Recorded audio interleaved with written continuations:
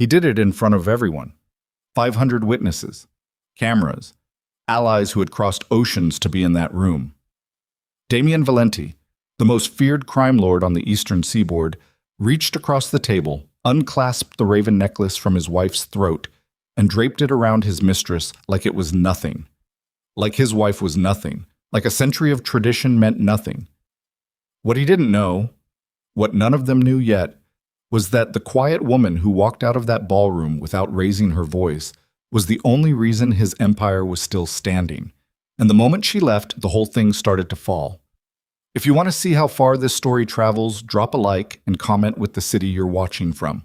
Now stay with me, because this one goes all the way down. The Founders Gala had always been the one night Damien Valenti allowed himself to feel something close to pride. Not the brittle performative pride he wore at negotiations, the kind stretched thin over his jaw like a mask 2 sizes too small. This was something older, something inherited. The Valenti family had held power in this city for 4 generations, and every year on the 3rd Friday of October, the ballroom of the Aldrich Grand Hotel became the most dangerous room on the continent. Not because of the weapons checked at the coat room, not because of the combined criminal weight of every family represented under those chandeliers, but because in this room, everyone agreed, even if only for one night, to remember who they were and where they came from. Damien had always loved that part. He was 43 years old, broad-shouldered, and still handsome in the way that powerful men stay handsome, not through any particular effort, but because authority reshapes the face over time. His hair had gone silver at the temples. His hands, even in the tailored black jacket, still looked like the hands of the man he used to be before the empire, rough-knuckled, capable of real damage. He kept them that way deliberately. He thought it reminded people. Tonight, the ballroom held 487 guests. He'd counted because Damien Valenti always counted. Representatives from 6 allied families had flown in from overseas. The Moretti delegation sat at the center table, 3 generations present. The Kovic brothers from Prague occupied the far east corner, still wearing the same expressionless courtesy they'd arrived with at the airport. And scattered across the room like chess pieces arranged by someone who understood the game at its deepest level, were every senior capo and underboss who kept the Valenti machine running beneath the surface of the legitimate city above it. Seraphine stood beside him at the head of the room, his wife of 17 years. She wore the raven necklace the way she wore everything, without spectacle, without performance. The necklace itself was not beautiful in any conventional way. It was ancient silver, dark with age, a single carved raven pendant hanging from a chain that had been repaired 3 times across 4 generations. The piece was not elegant. It was simply true.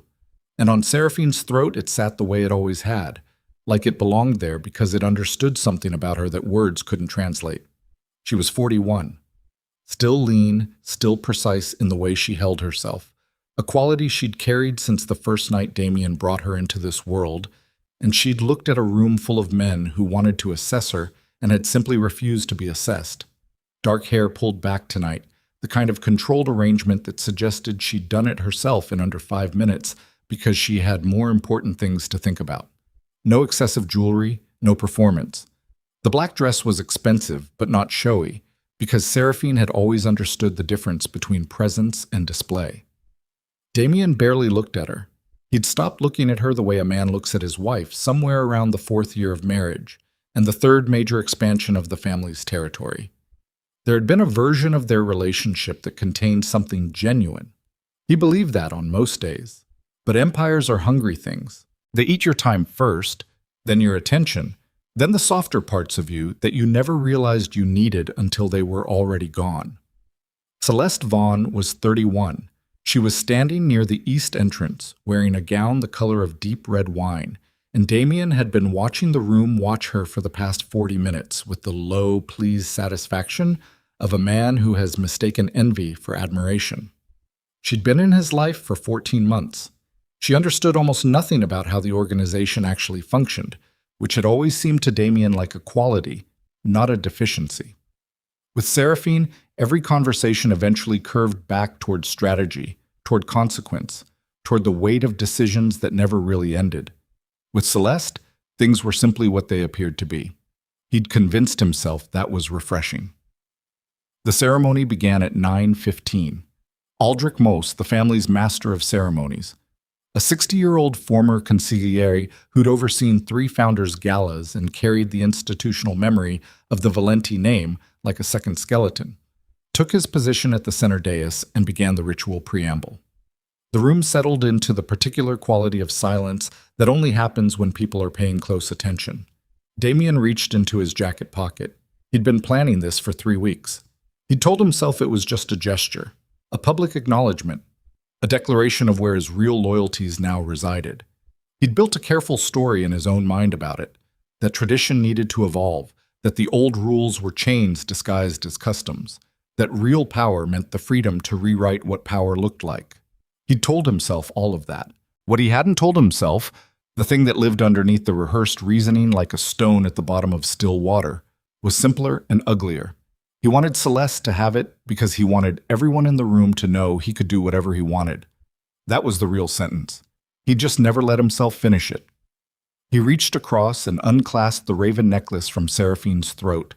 The sound it made was almost nothing, a small metallic whisper, a breath of chain against skin. But in the moment he did it, something changed in the room's air pressure.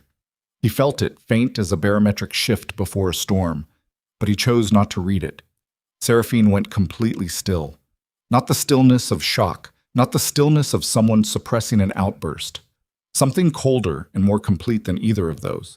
She turned her head and looked at him, and her eyes held an expression he couldn't entirely name, not because it was complex, but because it was so clear that looking directly at it required a kind of honesty he didn't have available to him at that moment. "Damien," she said. Just his name. One word, no inflection.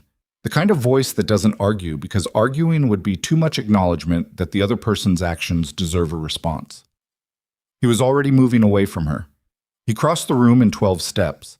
He was aware of the silence spreading outward from him like a ripple, the way conversations stopped one by one, the way 487 people absorbed what they were watching and held it. He reached Celeste, who had seen him coming and whose smile was doing something complicated.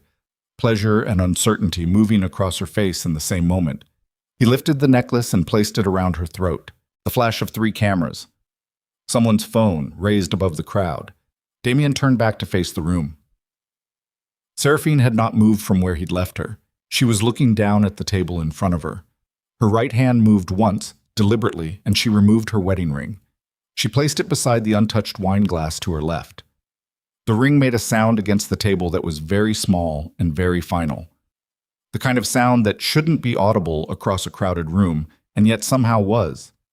Then she walked. Not quickly, not with visible distress. She crossed the ballroom at the pace of someone who has somewhere specific to be and no particular reason to hurry. The crowd parted without being asked. Men who had negotiated million-dollar territories stepped back without knowing why. She reached the far doors, pushed through them, and was gone. The doors swung closed behind her. The room remained silent. Aldrich Mossy stood at the dais with his prepared remarks in his hand and his face arranged into the careful blankness of a man who is processing something unprecedented and buying himself time. He cleared his throat once, which in 30 years of conducting high-stakes gatherings, Damien had never once heard him do. "If the senior capos would please rise," Mosse said, "to a firm recognition of the new Donna." Nothing moved. The silence had changed texture. What had been the silence of shock was becoming something else. Structured, deliberate.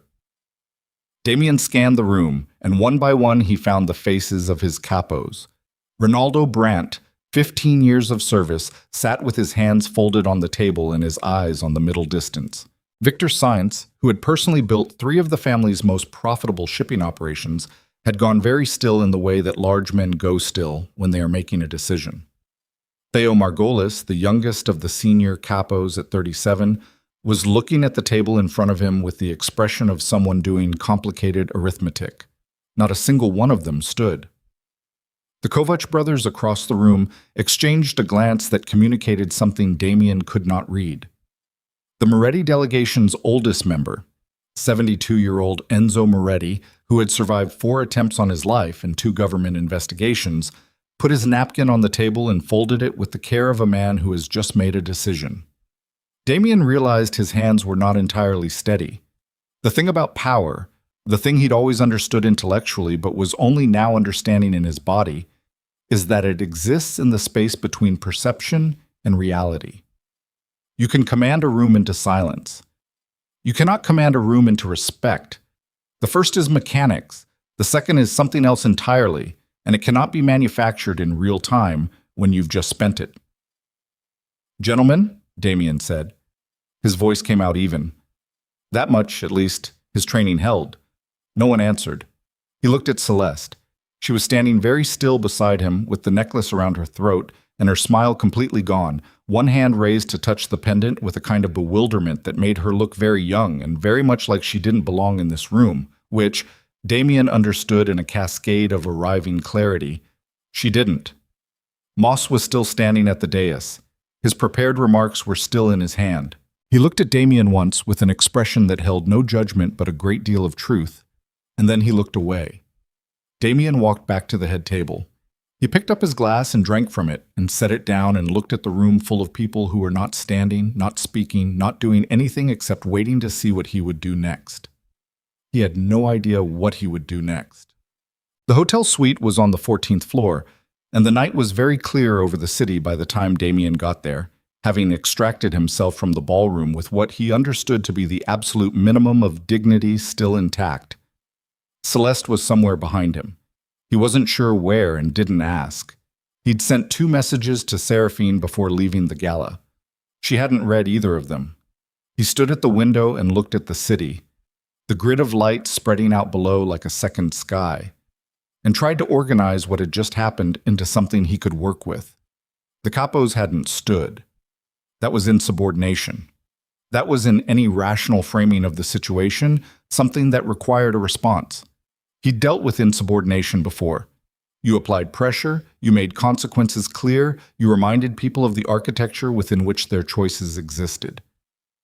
He told himself that, and mostly didn't believe it, because the thing that was sitting in his chest, heavy and shapeless and refusing to be catalogued neatly, was the memory of Seraphine's face, not the expression she'd worn when he took the necklace.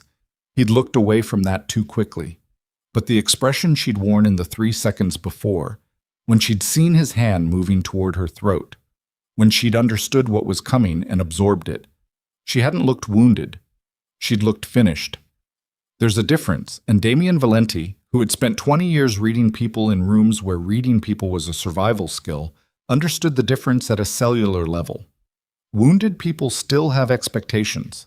Finished people have already updated their understanding of the world to include the new information and moved on from it. He called Ronaldo. Ronaldo answered on the 4th ring, which itself was a message. "What happened tonight?" Damien said. "What happened tonight?" Ronaldo said carefully, "is a complicated question. I'm asking you to uncomplicate it." A pause. Ronaldo had been with the family since Damien's father. He was 54 years old and had survived things that should have killed him. And one of the reasons he'd survived them was that he understood exactly when to say the difficult thing and how to say it in a way that landed without causing more damage than necessary. "The necklace isn't just jewelry," Ronaldo said. "You know that. Every man in that room knows that. The families know that. I'm aware of what the necklace represents." "Are you?" It wasn't quite a question. Damien said nothing. "It's not about the object," Ronaldo continued. "It's about the woman who is wearing it. What she represents to the people in that room, what she's built over 17 years that you—" He stopped, started again. "Damien, some of those relationships were personal, not business, not contracts. Personal trust, that's not transferable. You can't move it from one person to another the way you move territory or accounts. Seraphine is still my wife." The silence on the line had a particular quality. "She put her ring on the table," Ronaldo said, "in front of 400 witnesses. Damien's jaw tightened. "She's emotional. She's never been emotional a day in her life." Another pause. "I say that with respect. To both of you." He ended the call. Celeste came in from the suite's 2nd room sometime after midnight, carrying 2 glasses of something amber, and sat beside him on the window seat with the careful quietness of someone who understands the room's temperature and has no idea how to change it. She'd taken the necklace off. It was sitting on the side table behind her, the raven pendant catching the city light. "Are you all right?" she asked. It was such an insufficient question for the size of what was sitting in the room with them that Damien almost laughed. Instead, he took the glass she offered and held it without drinking from it. "What did you think was going to happen?" he asked. She blinked. "What?" "Tonight, when I put the necklace on you. What did you think was going to happen next?" She looked down at the glass in her hands.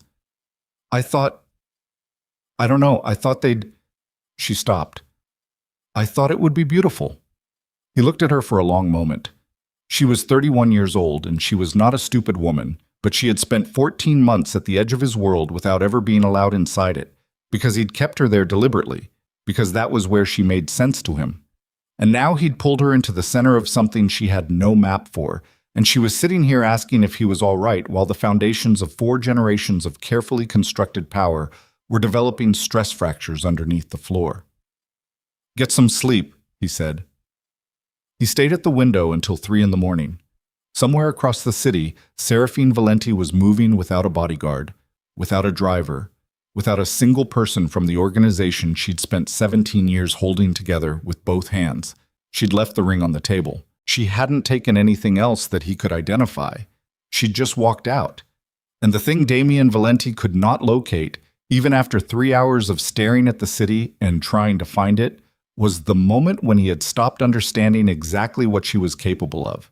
Because the answer, arriving now with the terrible clarity of things that announced themselves too late, was that he had never understood it. He'd watched her work for 17 years and had categorized what she did as support, as background, as the maintenance layer beneath the visible structure of his power. He'd been looking at the architecture and calling it decoration. His phone lit up at 3:47 a.m. Victor Science. One message. The Kovach brothers left the hotel at midnight. They didn't go to their scheduled breakfast. Damien stared at the message for a long time. Then another light. Theo Margolis. The Moretti delegation is requesting a private meeting. Not with you. They're asking for Serafine. He set the phone face down on the window seat. Outside, the city went on doing what cities do. Indifferent, enormous, threaded through with 10,000 negotiations and betrayals and loyalties happening in the dark simultaneously. And Damien Valenti sat above it all and began, for the first time in years, to be genuinely afraid. Not of his enemies, of the size of what he hadn't known. By 7 in the morning, Celeste had left for her apartment without waking him. The necklace was still on the side table. He looked at it for a long time. The dark silver, the carved bird, the weight of it sitting there inert and object-like, stripped of the meaning it had carried on Seraphine's throat. In the morning light, it looked different, smaller, like something that had borrowed its significance from somewhere else and couldn't hold it on its own. He picked up his phone. 14 messages. 2 missed calls from Ronaldo. 3 encrypted notifications from the family's secure channel, which meant something operational had moved overnight. A message from the family's financial liaison, a man named Dragan, who handled the offshore accounts and who communicated primarily in numbers and had never once in 11 years sent Damien a message before 9 a.m. The message read, "Call me when you're awake. Several issues to discuss." Damien called him. "The Zurich accounts," Dragan said without preamble, before Damien had gotten 3 words out. 2 of the access protocols were updated overnight. The authorization signatures don't match our current keys. I can't get in. Updated by who? A pause.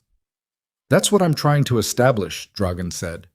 Damien stood very still in the middle of the hotel suite with the morning light coming through the windows and the necklace on the side table and the ring somewhere in the ballroom 17 floors below, still sitting next to an untouched glass of wine, and felt the cold understanding of what was beginning to assemble itself around him. She hadn't left with nothing. She'd left with everything that actually mattered, and she'd done it so quietly, so completely without drama, that he hadn't even known what to watch for. His phone lit up again. Ronaldo. Voice call. He answered. "There's something you need to know," Ronaldo said. "About 7 years ago. About what happened with the Branzino deal." Damien's stomach tightened. The Branzino deal was a chapter he didn't revisit. A period of bad decisions and overreach that had cost the family 3 northern territories and nearly ended 2 allied relationships permanently. "What about it?" he said. "Seraphine fixed it," Ronaldo said simply. "All of it.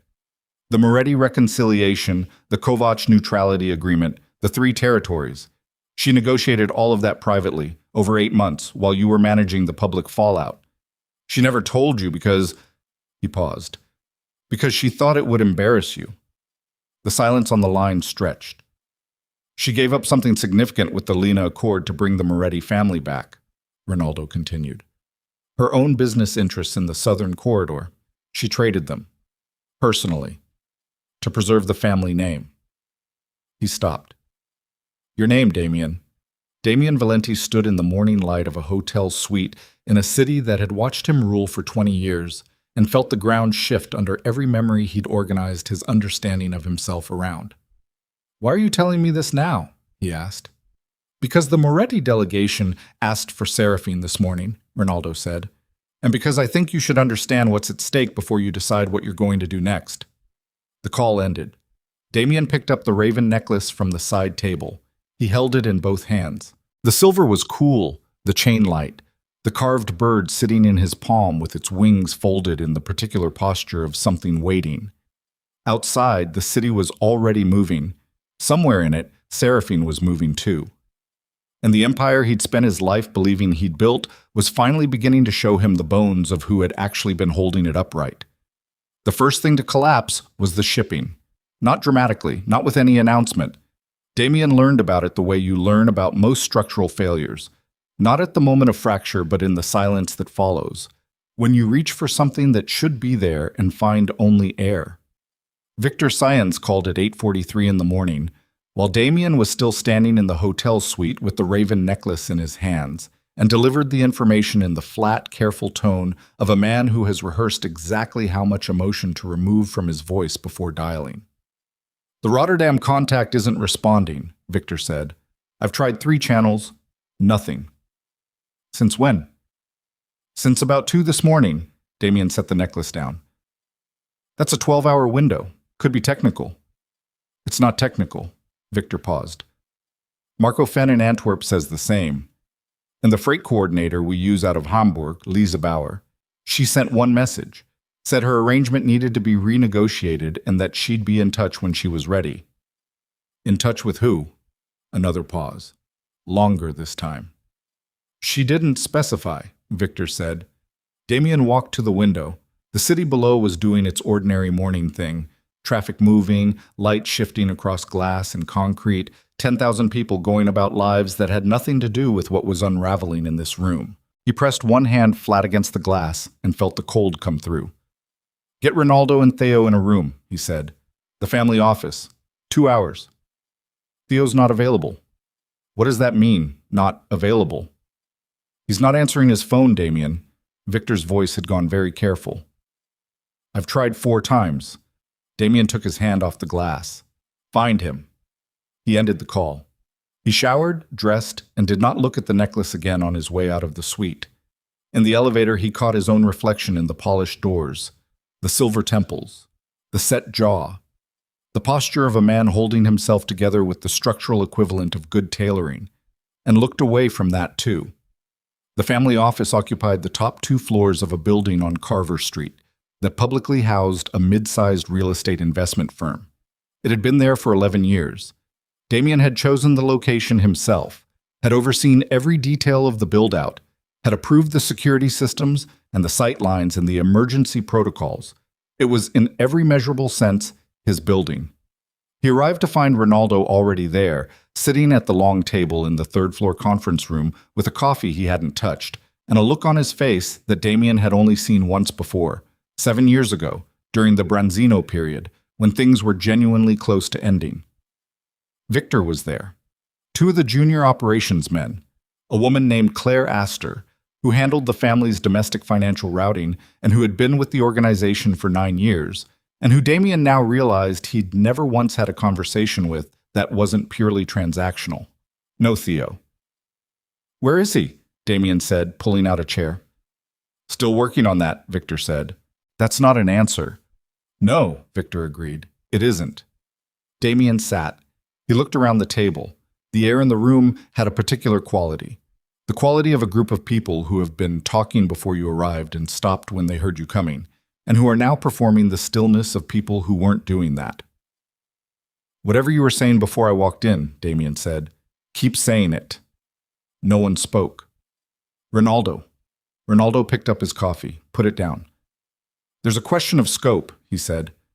What happened last night? The Capo's not standing. That's not just a symbolic protest. The families read that. Every room that had someone in it last night has already processed what they saw. By now, that information has moved. To where? Everywhere that matters. Ronaldo met his eyes. The question isn't what happened.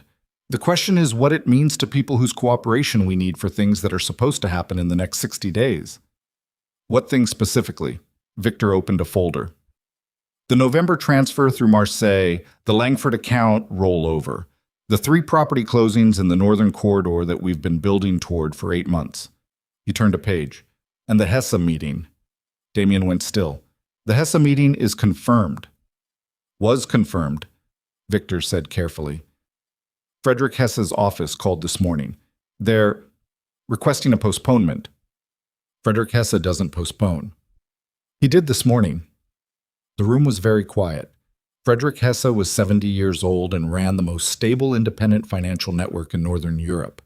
He had met with Damien twice in the past decade, and both meetings had produced arrangements that were still generating returns. He did not postpone. He did not equivocate. He made decisions and enacted them and expected the same from people he dealt with. A postponement from Frederick Hesse was not a scheduling issue. It was a message sent in language that didn't require translation. Did his office give a reason? Damien said. Victor looked at him steadily. They said he prefers to wait until the situation has clarified. Damien breathed in through his nose. He was aware of Claire Astor looking at her laptop, of the 2 operations men finding things to study on the table in front of them, of Ronaldo watching him with the focused attention of someone monitoring a structure for signs of imminent collapse. What situation? Damien said. Exactly what situation does Frederick Hesse think needs to clarify? No one answered that directly. No one needed to. The offshore accounts, Damien said. Talk to me about the accounts. Claire looked up from her laptop. She was 44, precise, wore her hair in the kind of arrangement that suggested she'd stopped thinking about it years ago and put that cognitive energy somewhere more useful. 2 of the primary access protocols were updated overnight, she said. The Zurich cluster and the secondary accounts in the Channel Islands. I've been working with Dragan since 6 this morning. We have read access but no transaction authority. The new authorization structure requires a second signature that, she paused, that belongs to the account holder of record. Which is, she looked at him with an expression that was not quite sympathy and not quite anything else he could easily name. The accounts were established under Serafine Valenti's name, she said, 11 years ago. For tax structure purposes. She's the account holder of record. Damien felt the bottom of the sentence land in his chest. She restructured the access overnight, he said. It appears so. Without telling anyone. Without telling anyone. He sat with that for a moment. He was aware of how his hands looked on the table, flat, still, entirely controlled, and of the effort it was costing him to keep them that way. The accounts weren't just money. They were the liquidity layer underneath everything operational, the ability to move funds, pay obligations, honor commitments. Without transaction authority, the organization couldn't honor the Marseille transfer, couldn't close the northern properties, couldn't do half of what was scheduled for the next 60 days. She hadn't just walked out. She'd walked out and quietly turned a key. I want to know where she is, Damien said. Ronaldo shook his head slowly. I don't know. You've been with this family for 30 years. And I've known Serafine for 17 of them, Ronaldo said, which means I know that if she doesn't want to be found, she won't be found. Not by us. He paused. Not quickly. She's one woman without a security detail. She's one woman who spent 17 years building relationships with people across 4 continents, Ronaldo said, with more directness than Damien was accustomed to receiving from him. She doesn't need a security detail. She has something better. Which is? She's someone people want to help, Ronaldo said simply. The sentence sat on the table between them like something physical. Victor cleared his throat. There's something else. He slid a single sheet across the table. This came through the secure channel at 6 a.m. It's from Enzo Moretti's office. Damien picked up the sheet. He read it twice. It was brief. In the formal language that the Moretti family used for official correspondence, measured, specific, stripped of any word that didn't carry weight, it stated that the Moretti delegation was extending a courtesy visit to an independent party at the request of that party, and that the Valenti family should not interpret this as a realignment of any existing arrangement. At the bottom, handwritten, in the old man's own script, the necklace knows where it belongs. Damien set the page down. He looked at it for another moment and then turned it face down on the table. Get me Theo, he said. Today. Whatever it takes. Theo Margulis was found at 11:15 a.m. at a restaurant in the Finch district that he'd been eating breakfast at every Tuesday for 9 years. He was alone, finishing eggs and reading something on his phone, when Damien walked in with Victor behind him and sat down across the table without asking. Theo was 37. He'd come up through the family's logistics side and had a mind for systems. The invisible infrastructure beneath everything, the routes and contacts and handshake agreements that kept goods and money and information moving without friction. He was the youngest senior capo by 8 years, and Damien had always read his youth as a form of manageability, which he now understood had been a significant misread. Theo looked at Damien when he sat down. He didn't look surprised. He didn't look afraid. He looked, Damien thought, like a man who had made a decision some time ago and had arrived this morning at the natural consequence of it. You weren't answering, Damien said. I know, Theo said. That's a problem. I know that too. Damien leaned forward slightly. Explain last night to me. Theo put down his phone. He picked up his coffee instead and held it in both hands and looked at Damien over the rim of it with an expression that was not hostile and not deferential and not anything Damien found easy to read. I've been with the family for 11 years, Theo said. I know what the necklace means.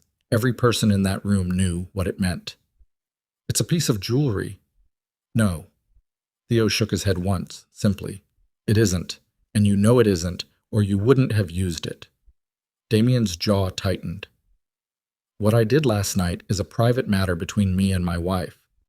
What you did last night, Theo said carefully, you did in front of 487 people, including 6 international delegations and every senior operational figure in this organization, at which point it stopped being private. He set the coffee down. That's just how public acts work. You didn't stand. No.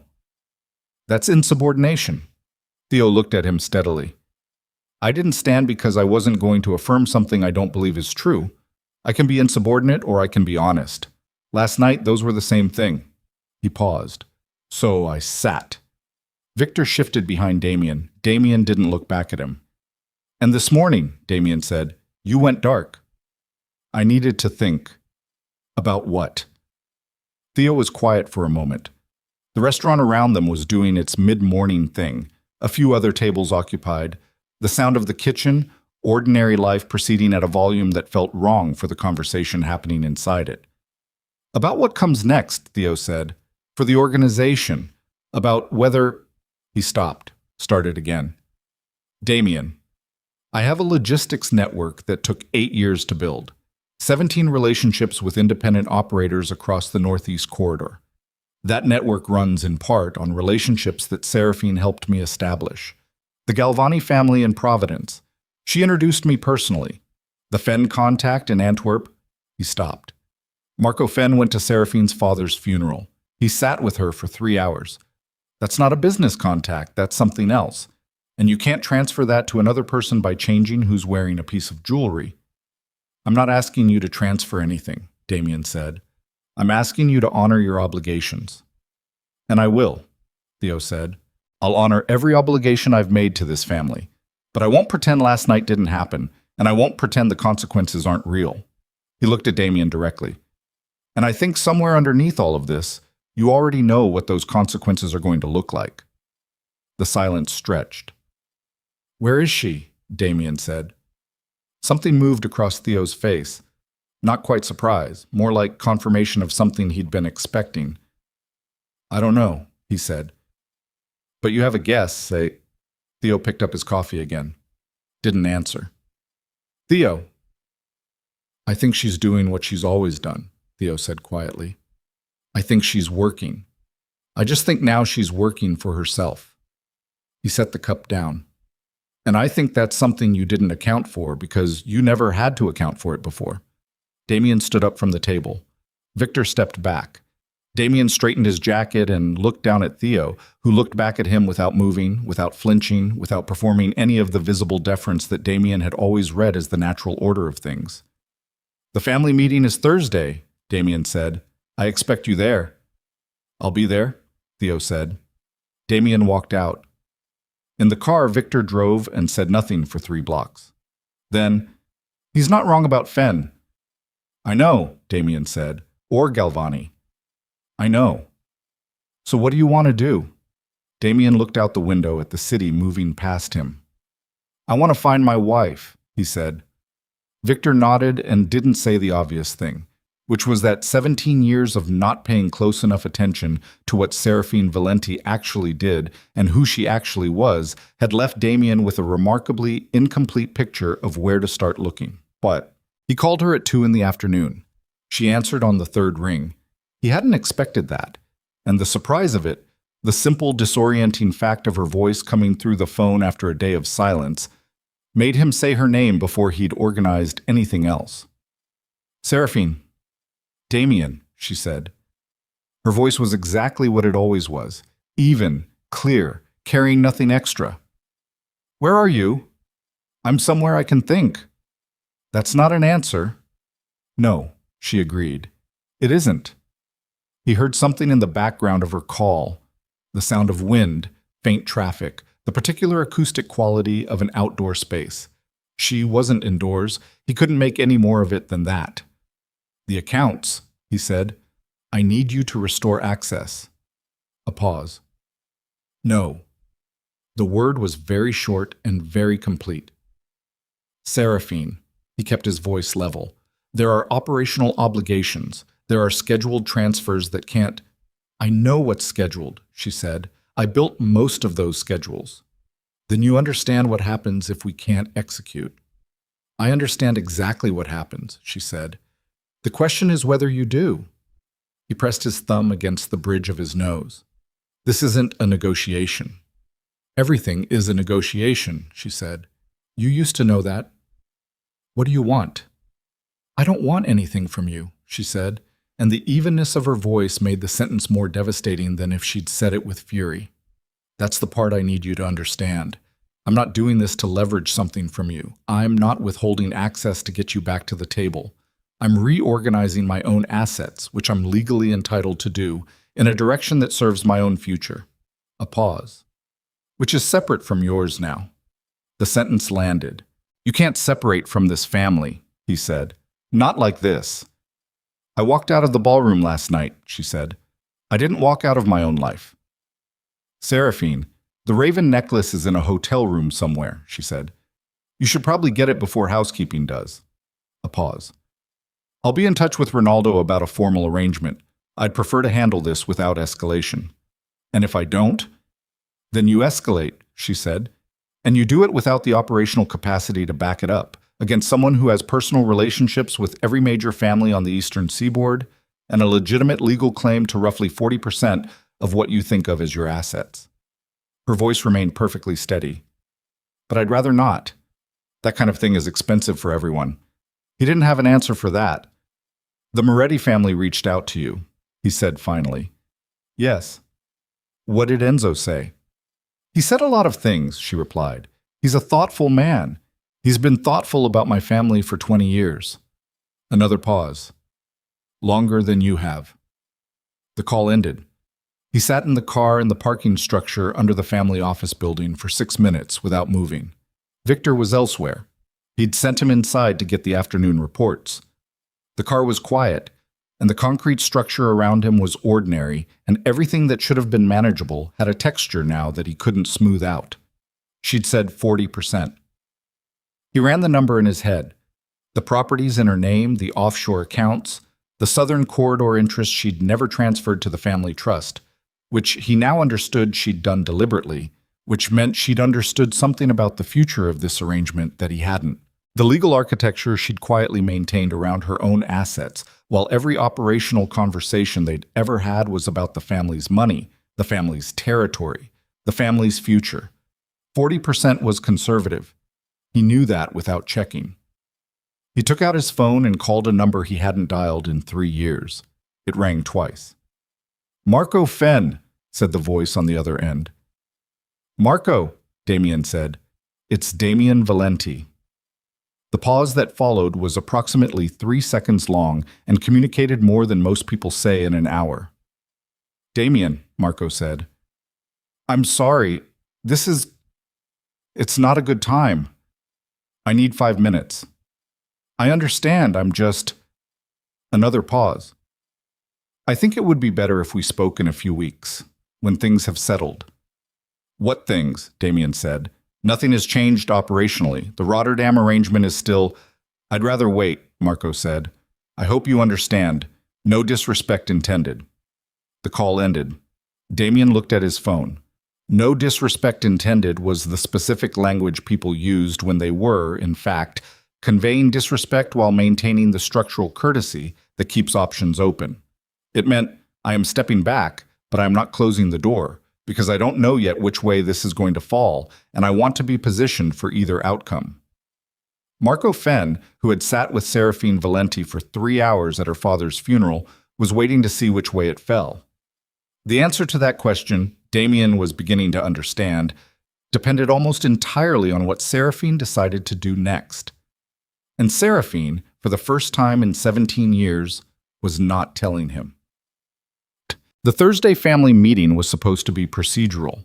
It was not procedural. It was held in the main conference room on the 3rd floor of the Carver Street building, with 12 men seated at the table and 2 standing by the door, and a quality of tension in the room that had accumulated over 72 hours and had not been released by anything. Ronaldo was at Damien's right. Victor across the table, Theo 3 seats down, present as promised, his expression arranged into the neutral attentiveness of a man who is watching very carefully and saying very little. 4 of the capos had sent representatives instead of coming themselves. Damien noted that without commenting on it.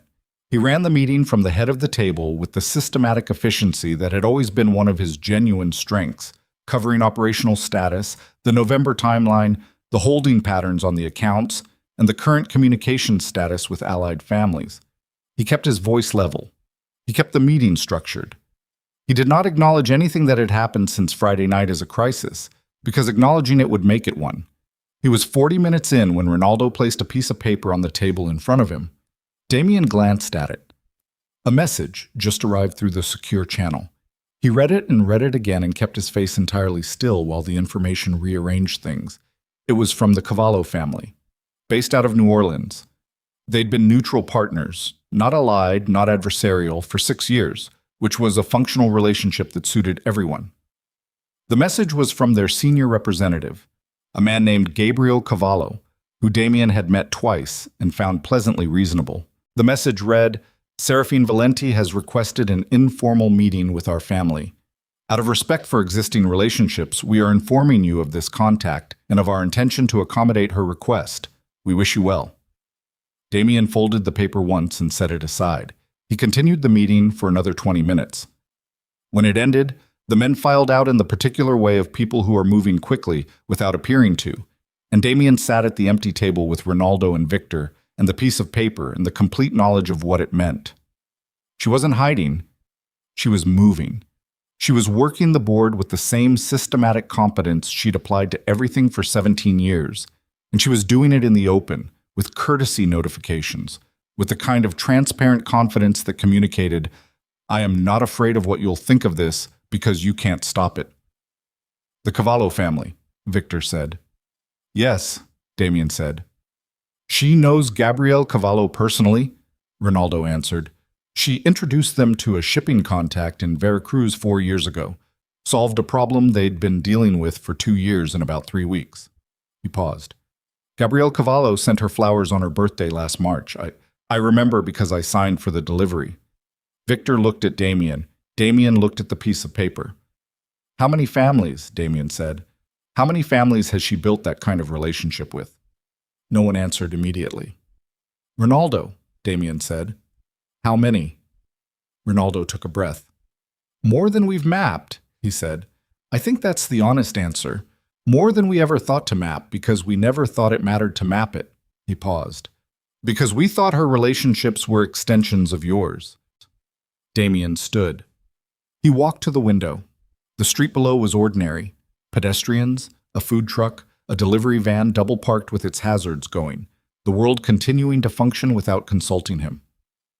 She's building something, Victor said quietly. She's been building it for 17 years, Ronaldo said. And that was when Damien's phone lit up on the table with a notification that none of them had anticipated, from a source that changed the temperature in the room immediately. It was from Dragan. Not a call.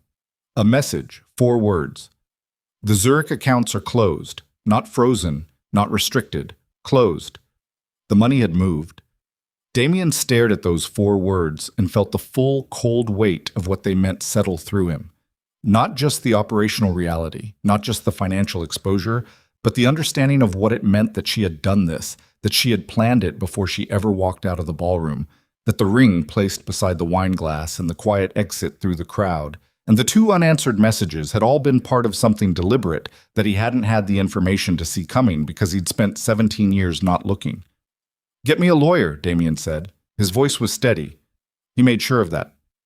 Damien, get me a lawyer and get Dragan in this building in the next 2 hours, Damien said. And somebody find out what other accounts are in her name, because I think we're going to discover the answer is more than we thought. He picked up the paper from the Cavallo family. He held it for a moment. Outside, somewhere in this city, or possibly already outside of it, Serafine Valenti was sitting across from someone who trusted her, building the next thing, and the next, and the next. And every move she made was costing him something he hadn't known he had until the moment it was already gone. The Zurich accounts were closed. He had 60 days of operational commitments and no transaction authority to honor them. And the woman who had quietly, methodically, without a single raised voice or public declaration, begun dismantling the financial spine of his empire had just requested a meeting with the Cavallo family, which meant she wasn't done.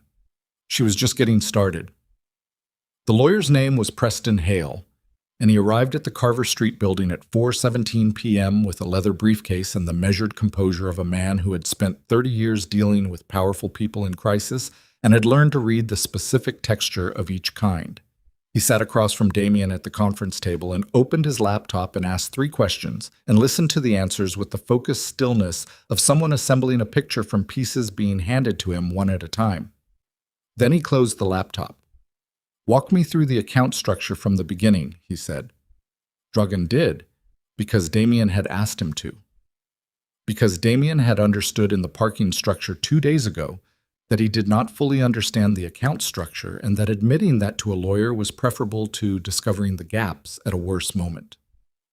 Dragan was 51, Romanian-born, precise in the way that people who work with numbers develop a precision that eventually migrates into everything about them. His speech, his posture, the economy of his gestures. He laid out the structure and sequence, and as he spoke, Preston Hale made notes without apparent reaction, and Ronaldo sat to Damien's left and looked at the table, and Victor stood near the door with his arms folded. When Dragan finished, the room was quiet for a moment. The Zurich cluster, Preston said. Established when? 11 years ago, Dragan said. During the restructuring after the Northern Territory consolidation. And the account holder of record has been Serafine Valenti, continuously since establishment. Yes. Was there ever a co-signature arrangement, a power of attorney, any instrument that would give Damien Valenti independent transaction authority? Dragan looked at Damien. Damien looked at Preston. There was an informal arrangement, Damien said. I had access codes.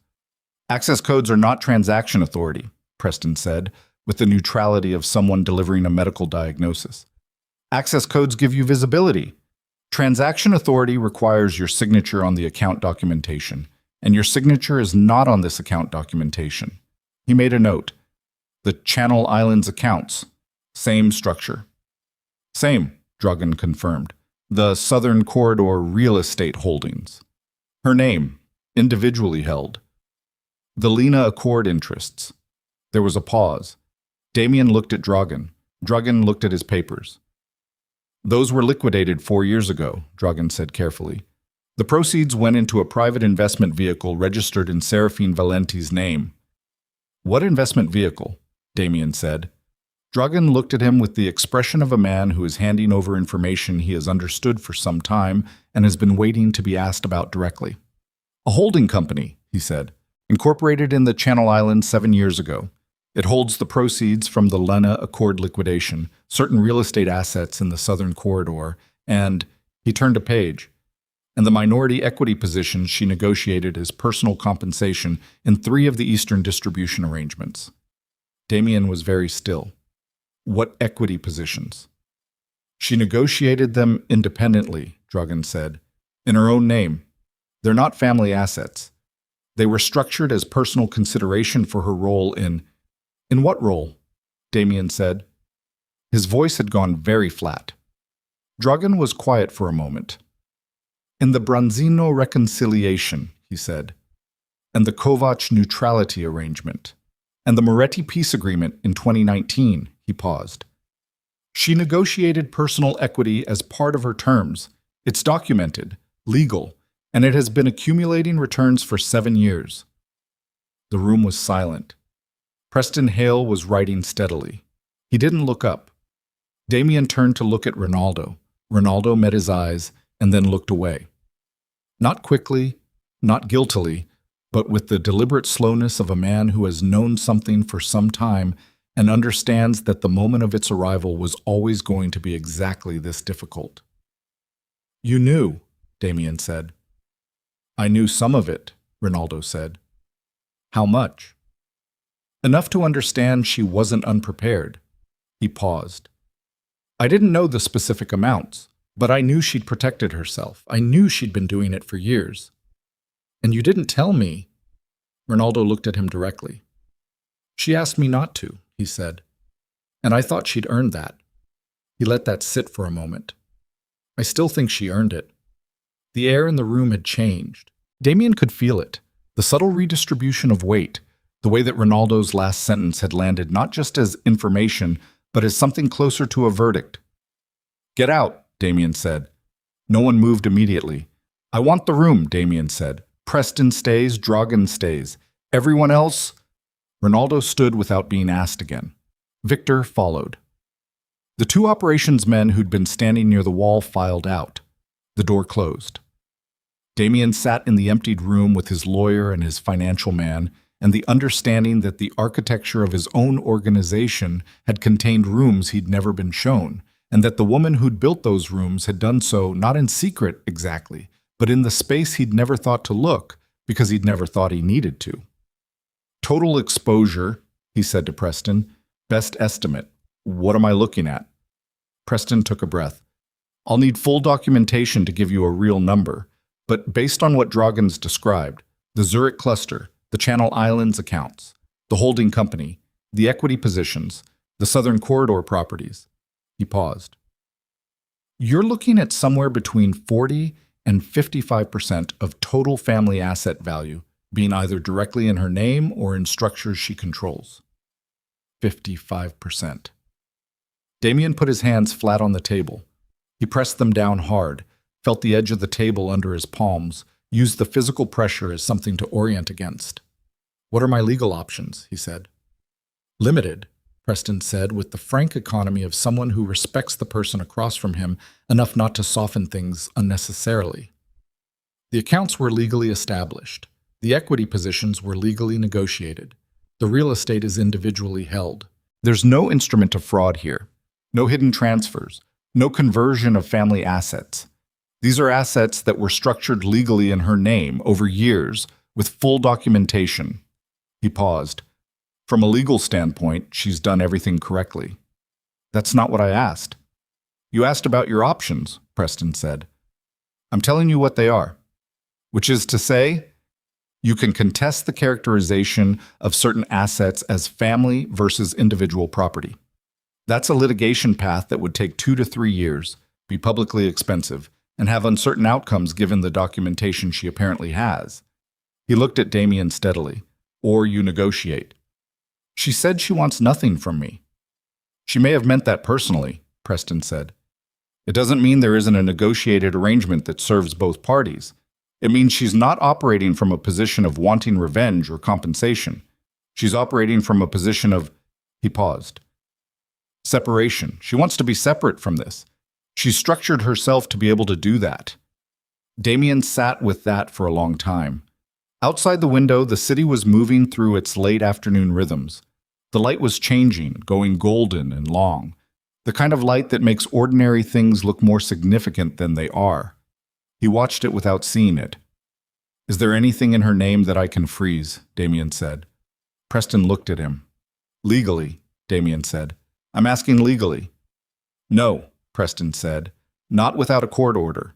And you would not get a court order on these assets without demonstrating fraud that doesn't exist in the documentation. Damien nodded once. He dismissed them both at 5:30 and sat alone in the conference room while the building went quiet around him, the ordinary end-of-day sounds of an office that had a legitimate public face filtering down from the floors above. He sat with the number, 55%. Not the money itself. He'd survived financial exposure before. Had rebuilt from worse, at least in terms of raw numbers. What he sat with was the meaning of it. The 17 years of watching her work and categorizing what she did as support, as background texture, as the maintenance layer beneath the visible thing. The 17 years of assuming that the relationships she built were extensions of his relationships, that the trust people placed in her was trust placed in the family name he carried, that she was, in the most fundamental organizational sense, a function of him. He'd been wrong about all of it. She hadn't been a function of him. He had, in ways he was only now mapping, been partly a function of her. But he drove himself home that night, which he hadn't done in years. The estate was 40 minutes outside the city, a property he'd acquired 9 years ago when the family's fortunes had reached a particular peak, gated and guarded and set back from the road behind 200 meters of manicured grounds. He'd always liked the drive-in at night, the way the lights of the main house appeared through the trees as you came up the private road. He stopped the car at the gate and sat there for a moment. He was thinking about the Bronzino period, 7 years ago. He'd made a series of decisions, overconfident, poorly timed, driven by a hunger for expansion that had outrun the organization's actual capacity, and the consequences had been severe. 3 northern territories lost, 2 allied relationships in open fracture, the family name under a cloud it had taken years to clear. He'd managed the public side of it, the visible damage. He'd applied pressure where he could, negotiated what he could negotiate, accepted certain losses as the cost of the recalibration. He'd believed afterward that he'd rebuilt it. Ronaldo's voice on the phone 4 days ago came back to him now with a clarity that had been unavailable then. Seraphine fixed it, all of it. He needed to understand exactly what that meant. He drove through the gate and parked at the house and went inside. The housekeeper, a woman named Greta, who had worked for the family for 12 years, was in the kitchen and greeted him with the carefully calibrated normalcy of someone who had processed what had happened at the gala and had made a professional decision about how to hold it. He thanked her and asked her to leave for the night, and poured himself a drink he didn't really want and went to his study. The study contained, among other things, a locked fireproof cabinet that held physical records going back 20 years. He opened it. He found the file from the Bronzino period and sat down at his desk and opened it and began to read. He read for 2 hours. Most of it he knew. The sequence of events, the communications, the negotiations he'd personally conducted, the partial resolutions he'd brokered over the following 18 months. He had a comprehensive record of what he'd done. What he was looking for was the record of what he hadn't done, and hadn't known about, and hadn't credited. He found it in a folder at the back of the file that he'd never opened because it was labeled, in Seraphine's handwriting, Background Correspondence, Bronzino Reconciliation, and he'd assumed it was administrative documentation he didn't need to review. He opened it. The folder contained 43 pages of correspondence, meeting records, and handwritten notes spanning 8 months.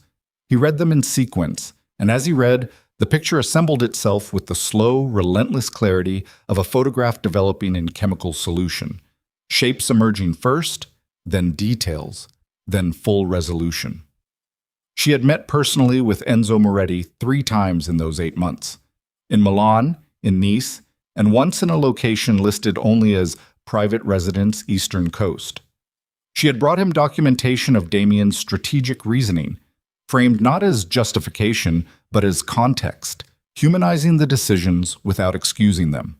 She had offered the old man something personal, a frank accounting of what she believed had gone wrong and what she was committed to preventing in the future. She had sat across from him for hours and been honest with him in the way that only people who have nothing to hide can be honest.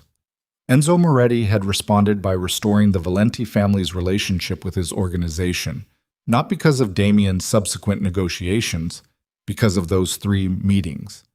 She had done the same with the Kovac family. 2 trips to Prague, one of which she had apparently made without a security detail and without telling Damien she was traveling. She'd met with the brothers individually and then together and had delivered something that was recorded in her notes simply as full disclosure of the Branzino decisions, no qualifications. The Kovac brothers, who were famously immune to sentiment and almost impossible to move once they'd registered an offense, had agreed to maintain neutrality. Because of her. The 3 northern territories, the ones Damien believed he'd quietly recovered through a combination of operational pressure and renewed relationships, he now read the actual history of. She had negotiated their return through a series of exchanges that she'd then allowed to be implemented through his channels so that the visible credit belonged to him. She had rebuilt what he'd broken, handed him back the credit for rebuilding it, and never once mentioned it. He sat at his desk with 43 pages in his hands and his drink untouched, and the specific quality of nausea that comes not from any physical cause, but from understanding something about yourself that you've been, without fully knowing it, avoiding. She hadn't kept the secret to protect herself. She'd kept it to protect him. She'd thought it would embarrass him to know. Ronaldo had said that on the phone. She'd sacrificed her own business interests in the Southern Corridor, traveled alone to hostile meetings in foreign cities, delivered honest accountings to men who could have used that honesty against the family. And then she'd handed the outcomes to Damien like they were gifts wrapped in someone else's paper. He had accepted them. He had integrated them into his own narrative of his own competence. He had believed it. His phone buzzed on the desk. He looked at it. Victor Sayens. He answered. "You need to come back to the city," Victor said. "What happened?" "The Drexler organization reached out from the west side." Victor paused. "They're requesting a sit-down, not exploratory, formal." Damien set down the folder. "The Drexlers have been quiet for 2 years." "They were quiet when we were strong," Victor said. "They're moving now because—" He stopped. "Because they think we're not," Damien said. "They want to meet in 3 days. They want to discuss territorial questions in the Northern Corridor." Another pause. "The territories you recovered after Branzino." Damien closed his eyes for a moment. The territories he had recovered. The territories that Seraphine had actually recovered, through meetings he hadn't known about, through honesty he hadn't known she'd offered, through relationships he hadn't known how to build. And now the Drexler organization, opportunistic, disciplined, and patient in the way of organizations that wait for the right moment and then move decisively, was looking at those territories and seeing something different from what they'd seen 2 years ago. They were seeing a weakened structure. They weren't wrong. "Tell them I'll meet," Damien said. "When?" "Thursday. Here." He ended the call. He put the folder back in the cabinet and locked it and stood in the study for a moment with the key in his hand, looking at the cabinet, thinking about 43 pages of correspondence he should have read 7 years ago. He thought about the expression on Seraphine's face in the second before he'd taken the necklace, the finished quality of it, the absolute absence of hope. She hadn't looked finished because he'd surprised her. She'd looked finished because she'd known this was coming. Maybe not this specific night, this specific act, but something like it. The direction of travel had been readable for long enough that she'd had time to prepare for the destination. She'd spent years preparing for it. The accounts, the equity positions, the holding company, the carefully maintained legal separation of her own assets from the family structure. She hadn't been building a weapon. She'd been building an exit, and the exit had been ready long before he'd given her the reason to use it. He was in the city by 9 the next morning, back at the Carver Street building, and the first person he saw when he came through the door was Ronaldo, who was standing in the lobby with a look on his face that Damien had seen enough times to recognize as the specific expression of someone carrying news that has multiple bad components and has been organizing how to deliver them in order of severity. "Talk," Damien said. "Not here," Ronaldo said. They went to the 3rd floor. The conference room again, which was becoming the room where Damien received information he didn't want. Ronaldo closed the door and remained standing, which itself was a communication. He wasn't settling in, wasn't planning for a long conversation, wasn't here to process. He was here to deliver something and then let it land. "The Capos," Ronaldo said. "I've been talking to them. And 3 of the 5 senior Capos are requesting a formal meeting." He paused. "Not with you. They're requesting what the bylaws call a council of inquiry. It's a formal mechanism. It allows senior capos to collectively review a significant decision made by the family head and formally register either support or objection." "I know what a council of inquiry is," Damien said. "The grounds they're citing are the financial exposure and the operational disruption to scheduled commitments." Ronaldo looked at him directly. "Not the gala, not the necklace. Those are the grounds they're citing, because those are defensible grounds." "Yes. And the actual reason?" "The actual reason," Ronaldo said, "is that they've lost confidence, and they want a formal mechanism to express that without it turning into something bloodier." He paused. "Which means they're being reasonable about it. Which means you should be too." Damien walked to the window. He could see the street from here, the ordinary mid-morning activity, a woman walking a dog, a delivery man with a hand truck. "If I refuse to convene the council," he said, "then you're outside the bylaws," Ronaldo said, "and the situation becomes less structured." He let that sentence be what it was. "When do they want to meet?" "They're requesting next Monday." 5 days. "And Seraphine," Damien said, "is she in contact with any of them?" Ronaldo was quiet for a moment. "Theo had lunch with her yesterday," he said. Damien turned from the window. "Where?" "A restaurant in the Finch district." "Theo had lunch with my wife in public." "Yes," Ronaldo said. "In public, without concealment. I think that was deliberate on both their parts." Damien's jaw was tight. He could feel it, the specific tension that started at the back of his molars and moved upward. He breathed through it. "What did they talk about?" he said. "I don't know," Ronaldo said. "I don't have anyone in Theo's confidence that closely." "But you have a guess." Ronaldo looked at him steadily. "I think Seraphine is building a picture," he said. "I think she's meeting with people, the Cavallo family, Theo, probably others, and presenting them with information, not threats, not promises. Information. Evidence of something. Evidence of what? Evidence of what actually built this organization," Ronaldo said, "and what's currently threatening it." A pause. "I think she's showing people the real architecture. The part they may not have fully understood was hers." Damien stood with that. Then his phone, on the conference table, face up, lit with a notification that made Ronaldo glance at it and then look at Damien.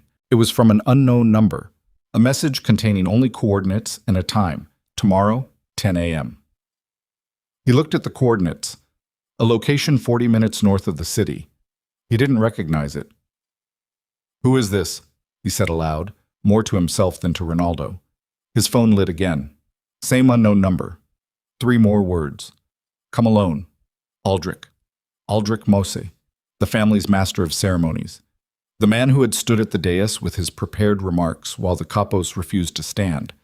The 60-year-old former consigliere who had conducted 3 founders' galas and who carried the institutional memory of the Valenti family in his body the way old soldiers carry old wars, not as history, but as living tissue.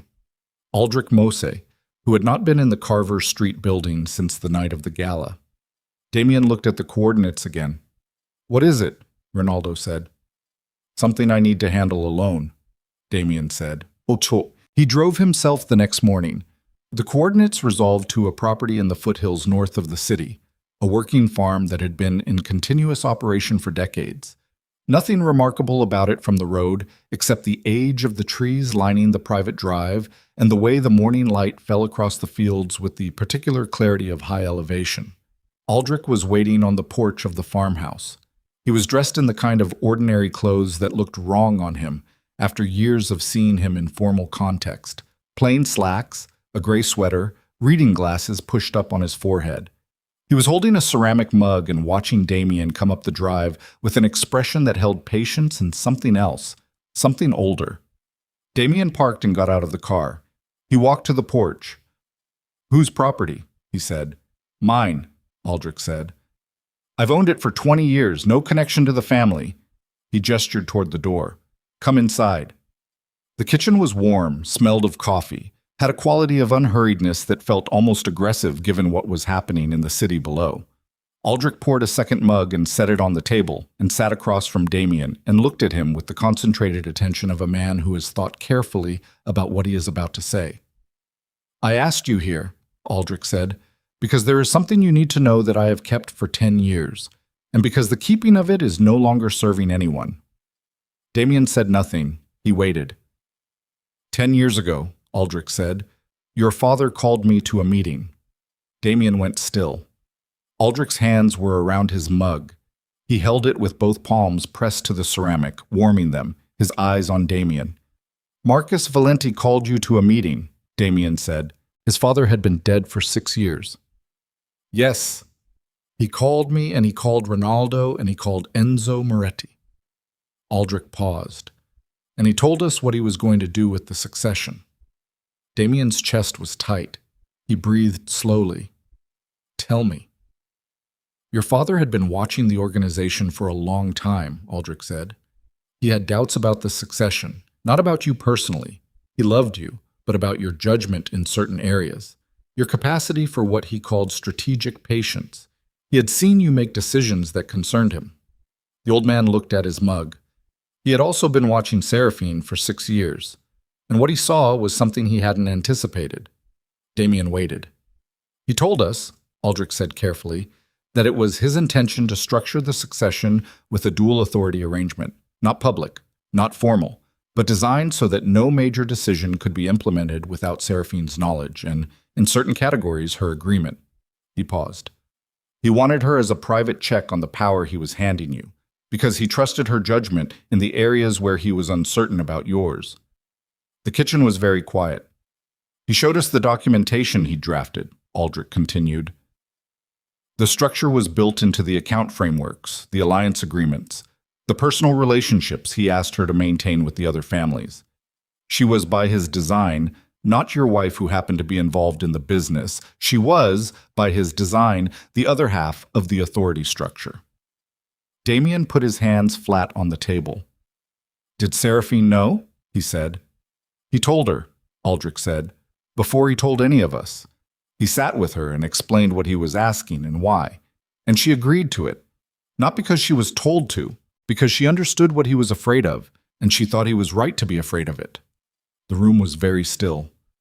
"And she never told me," Damien said. "Your father asked her not to," Aldrich said.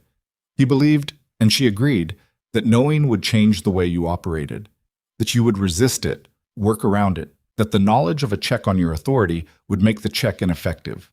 He looked at Damien directly. "So she carried it in silence, for 17 years. She implemented it every time it mattered, and let you believe the outcomes were your own." Damien stood up from the table. He walked to the window of the kitchen and looked out at the fields and the morning light on them and the line of old trees at the far edge of the property, and he stood there with the whole architecture of 17 years rearranging itself around him. Every decision he'd thought was his, every recovery he'd thought he'd managed, every relationship he'd believed he'd earned, all of it threaded through with the quiet, uncredited, essential work of a woman who'd been asked by his own father to save him from himself and had done it for 17 years without ever once letting him see it. "Why are you telling me now?" he said. "Because of what you did at the gala," Aldrich said. "Because your father was afraid of exactly this kind of decision. The kind driven by ego rather than judgment. The kind that doesn't account for consequence. He paused. And because Seraphine came to see me 3 days ago. Damien turned from the window. She came here, Aldrich said. She sat where you're sitting, and she asked me to tell you. He met Damien's eyes. She said you deserve to know what your father built and what she honored. She said she's not interested in you not knowing anymore. Why? Damien said. Why does she want me to know now? Aldrich looked at him for a long moment. Because she's done, the old man said simply. Because she carried your father's arrangement and your family's weight for 17 years, and she honored every part of it, and she is done. And the only thing left she wanted to give you was the truth. He paused. And perhaps, I think this is what she meant, though she didn't say it directly. Perhaps because she wanted you to understand that what you destroyed at that gala wasn't just a marriage. Damien stood in the kitchen with the morning light coming through the window and the weight of what had just been handed to him pressing down through every layer of the story he'd been telling himself about his own life. She's calling the Council of Inquiry, Aldrich said. Formally, today. She has the standing to do it. Your father made sure of that in the structure he built. She's not requesting it through the Capos. He paused. She's calling it herself. Damien looked at him. Which means, Aldrich said, that by end of business today, every senior figure in this organization is going to receive a formal notification that the council is convened and that the matter before it is the review of executive authority. The old man set his mug down on the table. She has the standing, she has the documentation, she has the relationships, and she has 17 years of decisions that she made and that you received the credit for. The window, the fields, the old trees. There's one more thing, Aldrich said. Damien looked back at him. The Drexler meeting you've scheduled for Thursday, Aldrich said. Don't go. Why? Aldrich was quiet for a moment. Because it's not what it appears to be, he said. He drove back to the city doing 90 on an empty road with both hands on the wheel and Aldrich's last sentence sitting in his chest like a piece of shrapnel that had traveled deep before stopping. The Drexler meeting.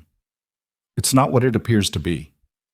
He'd asked the old man to explain, and Aldrich had shaken his head once, not the head shake of someone withholding, but the head shake of someone who has given what he has and has nothing more to offer. I've told you what I can, Aldrich had said. The rest you'll have to find yourself. But don't go into that room on Thursday without knowing who called the meeting. Who called the meeting? Damien had assumed the Drexlers had called it. Victor had told him the Drexler organization was requesting a sit-down. That was the framing he'd received and the framing he'd accepted because it fit the logic of the situation. Opportunistic rival organization sensing weakness, moving to test boundaries, requesting formal dialogue before making a territorial play. He called Victor from the car. Victor answered on the second ring. The Drexler meeting, Damien said. Who made the initial contact? A pause. Shorter than it should have been. Their representative reached out through the usual channel, Victor said. That's not what I asked. Who made the initial contact? Who reached out first? The pause this time was longer. Damien could hear traffic in the background of Victor's end, the ambient noise of the city. Victor, Damien said. His voice was very quiet. It's complicated, Victor said. Simplify it. Another pause, then, the initial outreach came through Celeste's contact network. Damien's hands tightened on the wheel. The speedometer read 94. He eased off the accelerator. Say that again, he said. 3 days ago, Victor said. A man named Harlan Briggs, who represents the Drexler organization's external relations, reached out to a contact who is connected to Celeste Vaughn's social network. That contact passed the message through to us. A pause. I didn't think it was significant at the time. The message itself was legitimate. They want the territorial meeting. The channel it came through seemed incidental. It's not incidental, Damien said. I understand that now. How long have you known the channel? Since yesterday morning, Victor said. I was going to bring it to you today. Damien set the phone on the seat without ending the call and drove for 30 seconds in silence, letting the road and the speed and the physical sensation of the car under him give him something to anchor against while the information organized itself. Celeste, 31 years old, 14 months in his life. Understood almost nothing about how the organization functioned, which he had read as a quality. He picked the phone back up. "Where is she right now?" he said. "I don't know," Victor said. "Find out." He ended the call. He was in the city 22 minutes later. He went directly to Celeste's apartment on the 11th floor of a building on Meredith Street that he was paying for and had been paying for since the 3rd month of their relationship. He used the key she'd given him and let himself in. She was home. She was sitting at the kitchen island with a coffee and her phone, and she startled when he came through the door. A genuine startle, the body's real response, not performed, which told him she hadn't known he was coming, which told him something. "Damien." "Harlan Briggs," he said. She went very still. Not the stillness of someone who doesn't recognize the name, the stillness of someone who has just heard the name they hope not to hear in this context. "Who is he to you?" Damien said. She set down her coffee. She was wearing a silk robe, her hair loose, the domestic ordinariness of a late morning at home. And the contrast between the setting and the conversation happening inside it created a kind of visual static that Damien pushed through. She stopped. "He's someone I know." "How?" "Through my brother." She looked at him. Her eyes were doing something complicated. Not quite fear, not quite guilt, something between them that was its own distinct thing. "My brother does business with people in Harlan's network." "What kind of business?" "Import," she said. "Freight. I don't know the details." "And Harlan Briggs reached out to you about a meeting with the Drexler organization." "He didn't. Wasn't like that." She stood up from the island. She was holding herself carefully, the body language of someone navigating a space that has become suddenly narrow. "He asked me to pass a message. He said it was a business inquiry. He said you'd want to hear from them." She looked at him with something that might have been genuine. "Was anything unusual? I just passed it along." "To who?" "To Victor. I called Victor. And Victor didn't tell me where the message originated until I asked him directly this morning." She didn't answer that. She didn't have an answer for it because there wasn't one available that would help. "Who asked Harlan Briggs to reach out?" Damien said. "Who initiated it on his end?" "I don't know," she said. "Celeste." "I don't," she said. "I genuinely don't know. He called me and said there were people who wanted to talk to you and asked if I could facilitate the connection. I thought I was helping." She looked at him. "Damien, I thought I was helping you. I don't know anything about how any of this works. I've never known." He looked at her for a long time. He believed her, which was almost worse than not believing her. She hadn't been recruited. She hadn't been an asset deliberately placed. She was exactly what she appeared to be. A woman who understood almost nothing about his world, who had been used as an unwitting channel because someone understood that a message routed through her would arrive with reduced scrutiny. Someone had used her naivety as a tool. He turned and walked back out of the apartment. Down. In the car, he sat for 3 minutes without starting the engine. The Drexler meeting. Routed through Celeste's brother's network. Designed to arrive looking like an organic, opportunistic overture from a rival organization sensing weakness. Designed to get him into a room on Thursday. Who benefits from getting him into that room? The answer arrived in pieces, and each piece was worse than the one before it. The Drexler organization was not known for initiating formal dialogue. They were known for patience and then decisive action. They didn't request sit-downs. They sent the sit-down after the action to discuss terms. Requesting a sit-down was out of character. Unless the sit-down wasn't the point. Unless getting him into a specific room on a specific day, away from the Carver Street building. Away from whatever was happening with the Council of Inquiry that Seraphine was formally calling today. Away from the information flow and the people he needed around him. Unless that was the point. He started the car. He called Ronaldo. "The Council of Inquiry," he said when Ronaldo answered. "Seraphine's calling it today." "When exactly?" "Notifications went out an hour ago," Ronaldo said. "The council convenes Friday." "Not Thursday." "Friday, 2 p.m. "And the Drexler meeting is Thursday." A pause. "Yes." "Who knew about both timelines?" Damien said.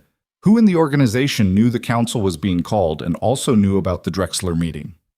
The silence on Ronaldo's end had a quality he recognized, the quality of someone doing rapid internal arithmetic. Victor knew about the Drexler meeting, Ronaldo said slowly. And Victor was in the building when Seraphine's notification came through the secure channel this morning. Who else? Theo. A pause. Theo has been in contact with Seraphine. He would have known the council timing.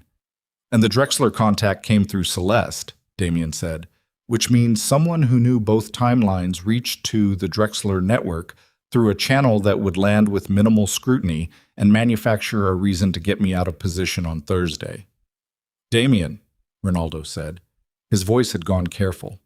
That's a significant implication. I know what it implies, Damien said. I need you to get to the building and stay there. Don't discuss this on the phone. I'll be there in 15 minutes. He drove. His hands on the wheel were steady. His jaw was set. Somewhere beneath the operational thinking, beneath the rapid mapping of channels and timelines and implications, something was burning at a low, steady temperature that he recognized as fury, not the hot reactive fury of insult, but the colder and more dangerous kind that comes from understanding you have been maneuvered. The building on Carver Street was busy when he arrived.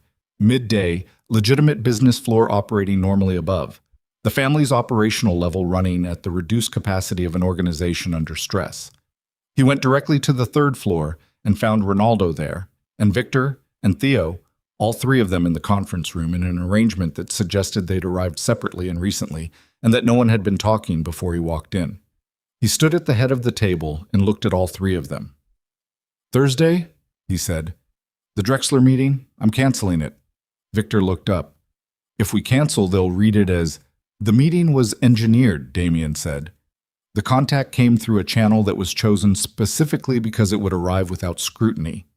Someone who knew about the council convening on Friday arranged for me to be in a room across town on Thursday. He looked at Victor. You knew the contact came through Celeste's network and didn't surface it. Victor's expression didn't change. I didn't think the channel was relevant to the substance. The channel is the entire substance, Damien said. Who do you know in the Drexler organization? Operationally, several people. It's a neighboring organization. There's always some contact. Harlan Briggs. A small pause. I know who he is. Have you met? Once. 2 years ago, through a mutual logistics contact. And when the message came through Celeste's network to you, Damien said, did you recognize the name Harlan Briggs? Victor was looking at him steadily. He had the kind of face that was genuinely difficult to read. Not because it was blank, but because everything on it was calibrated. Every micro-expression managed by years of operating in rooms where showing the wrong thing at the wrong moment had consequences. I recognize the name, Victor said, and you didn't tell me. I planned to tell you today. After I'd already confirmed the meeting. Damien, Victor's voice was level. I'm not your enemy. I've been with this family. Sit down, Damien said to Theo. Theo hadn't moved, hadn't spoken, had been watching the exchange with the focused quiet of someone waiting. You've been in contact with Seraphine. Yes, Theo said. How much does she know about the Drexler meeting? Theo looked at him. Everything I know, he said. Which is what Victor told me when the message came through. And what did she say? She said, don't let you go, Theo said simply. She said the timing was wrong, and the channel was wrong, and that you'd be walking into something you couldn't see yet. The room was very still. Damien looked at Theo, then at Victor, then at Ronaldo, who had been standing near the window with his arms at his sides and his face doing the thing it did when he was absorbing information and waiting. She warned you, Damien said to Theo, about the meeting. Yesterday, Theo said, when we had lunch. Why? Theo held his gaze. Because she doesn't want you dead, he said. Whatever you think she's doing, whatever she's building, she's not building it on your destruction. She's building it around her own future. He paused. Those are different things. Damien sat down. He put both hands on the table. He breathed. Victor, he said quietly, I need to know something, and I need you to tell me the truth. Not the managed version, the truth. He looked at him. Did you know the Drexler contact was a setup? The room held the question. Victor looked back at him for a long moment. His face was still calibrated, still controlled, and then something moved across it. Something that might have been the specific exhaustion of a man who has been maintaining a position for too long and has arrived at the point where maintaining it costs more than releasing it. "I had a suspicion," Victor said. The sentence landed. "A suspicion," Damien said. "The channel was wrong," Victor said. "I knew the channel was wrong. But the Drexlers are a real threat, and the territorial question is real, and I thought—" He stopped, started again. "I thought if you went to the meeting and it was a setup, we'd have grounds. We'd have evidence of hostile action. It would clarify the situation." "You thought getting me into a room that might be hostile would clarify the situation," Damien said. "I thought it would give you a reason to respond decisively," Victor said. "The Capos want to see decisive response. The council is being called because people think you've lost your grip. If the Drexlers made a move against you and you survived it and responded—" He paused. "It would reframe everything." Damien stared at him. "You were going to let me walk into it," he said. "I was going to have people in position," Victor said. "Outside the building, ready." "That's not the same thing as not letting me walk into it." Victor said nothing. Damien stood up, his chair scraped back. He walked around the table slowly, and Victor tracked him, and every man in the room was very still in the way of people, in the presence of a situation that has moved past the point where conversation is the primary thing happening. Damien stopped 3 feet from Victor. He looked at him. Victor looked back. "Get out of this building," Damien said. "Your access is suspended until the council meets and the question of your position is formally addressed." He paused. "And if I find out you have any further contact with the Drexler network before Friday, we'll have a different conversation than this one." Victor nodded once. He picked up his jacket. He walked out. The door closed. Ronaldo let out a breath that was quiet but audible. "Call Seraphine," Damien said to Theo. Theo looked at him. "Why?" "Because I need to speak with her." He paused. "Tell her I know about the council. Tell her I know about my father's arrangement. Tell her I need an hour." Theo was quiet for a moment. "She may not want to meet." "Tell her anyway," Damien said. "And tell her—" He stopped. He stood in the middle of the conference room with the afternoon light coming through the window at an angle that made the dust in the air visible, small suspended particles of it, and he pressed one hand against the back of the nearest chair and held it there. "Tell her I'm not asking to fix it. Tell her I just need to understand what's in front of us before Friday." Theo nodded. He took out his phone and left the room. Ronaldo was watching Damien from near the window. "Victor," Ronaldo said, "you didn't see that." "No," Damien said. "I didn't see it soon enough." He pulled the chair out and sat down heavily. "What else haven't I seen?" Ronaldo came to the table and sat across from him. He folded his hands in front of him and looked at Damien with the specific quality of attention that the man had always been capable of. Not warm exactly, not cold either, but concentrated and honest in a way that Damien had always taken for granted and only now felt the particular value of. "You've been running this organization," Ronaldo said, "on the assumption that your authority was self-sustaining, that it existed because of you and would continue because of you. And for 20 years that was mostly true, with significant help from people who made it true and didn't require the credit." He paused. "Victor saw an opportunity in your vulnerability. That's his character. He looks for leverage. I should have watched him more closely." Another pause. "That's on me." "It's on me," Damien said. "It's on both of us," Ronaldo said. Theo came back in 10 minutes later. He stood in the doorway. "She'll meet," he said. "Tonight. Neutral location. She's choosing it." He paused. "And she said one thing to pass along before you get there." Damien looked at him. She said, "Come without the necklace." The location Seraphine chose was a restaurant in the Aldgate district that had been operating for 40 years under continuous family ownership and was, in the relevant sense, nobody's territory. A genuinely neutral place that both of them had eaten at separately and neither of them had any operational connection to. She was already there when Damien arrived, at a corner table in the back section, and the first thing he registered was that she looked different from the last time he'd seen her. Not softer, not harder. Different in the way that people look different when they've stopped carrying something. She was in dark clothes, her hair down, no jewelry, a glass of water in front of her. She watched him cross the room with an expression that was watchful and precise and contained a quality he could not immediately name. He sat across from her. For a moment, neither of them spoke. The restaurant moved around them, the sound of the kitchen, other diners, the ordinary noise of a city evening doing ordinary things. "You know about your father," she said. Not a question. "Aldrich told me." She nodded. "I asked him to." "Why now?" Damien said. "You kept it for 17 years. "Because for 17 years there was a reason to keep it," she said. "Because it was serving a purpose. Because the structure your father built was functioning, and revealing it would have changed the function." She picked up her water glass, held it, set it down. "And because—" She paused. "Because I didn't know if you could handle knowing it. I thought it would break something in you." "Did you know," Damien said, "when you married me? Did you already know what he'd asked?" She looked at him directly. "He asked me 6 months before the wedding," she said. "I had the choice to say no. I understood what I was agreeing to." "And you agreed?" "Yes." "Because you thought he was right about me." She was quiet for a moment, not hesitating, thinking. There was a difference. "I thought he was right that you needed someone in position to catch the decisions that your ambition would outrun your judgment on," she said. "I didn't think that was a failing. I thought it was human. I've seen it in brilliant people my entire life. The ones who want things very badly are often the ones who miscalculate the cost." She paused. "I thought your father was giving you a gift, even if you didn't know about it." "A gift?" Damien said. "A check," she said. "The kind that protects you from yourself." The word landed in the space between them. Damien held it. "The Drexler meeting," he said.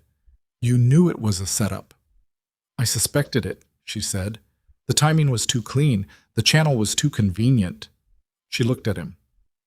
"Victor has been positioning himself for 18 months. I've been watching it. He's been cultivating relationships outside the family's knowledge. Not operational relationships, personal ones. With people in adjacent organizations. He wants what comes after you." "And the Drexler setup. I think someone promised Victor a position in the post-Valenti arrangement," she said. "I don't know who, but someone is building toward a managed transition, and Victor decided he'd rather be inside that transition than outside it." "Who would build that?" Damien said. "Who has the reach to promise Victor a position across organizational lines?" Seraphine looked at him. "The Drexler organization doesn't have that reach," she said.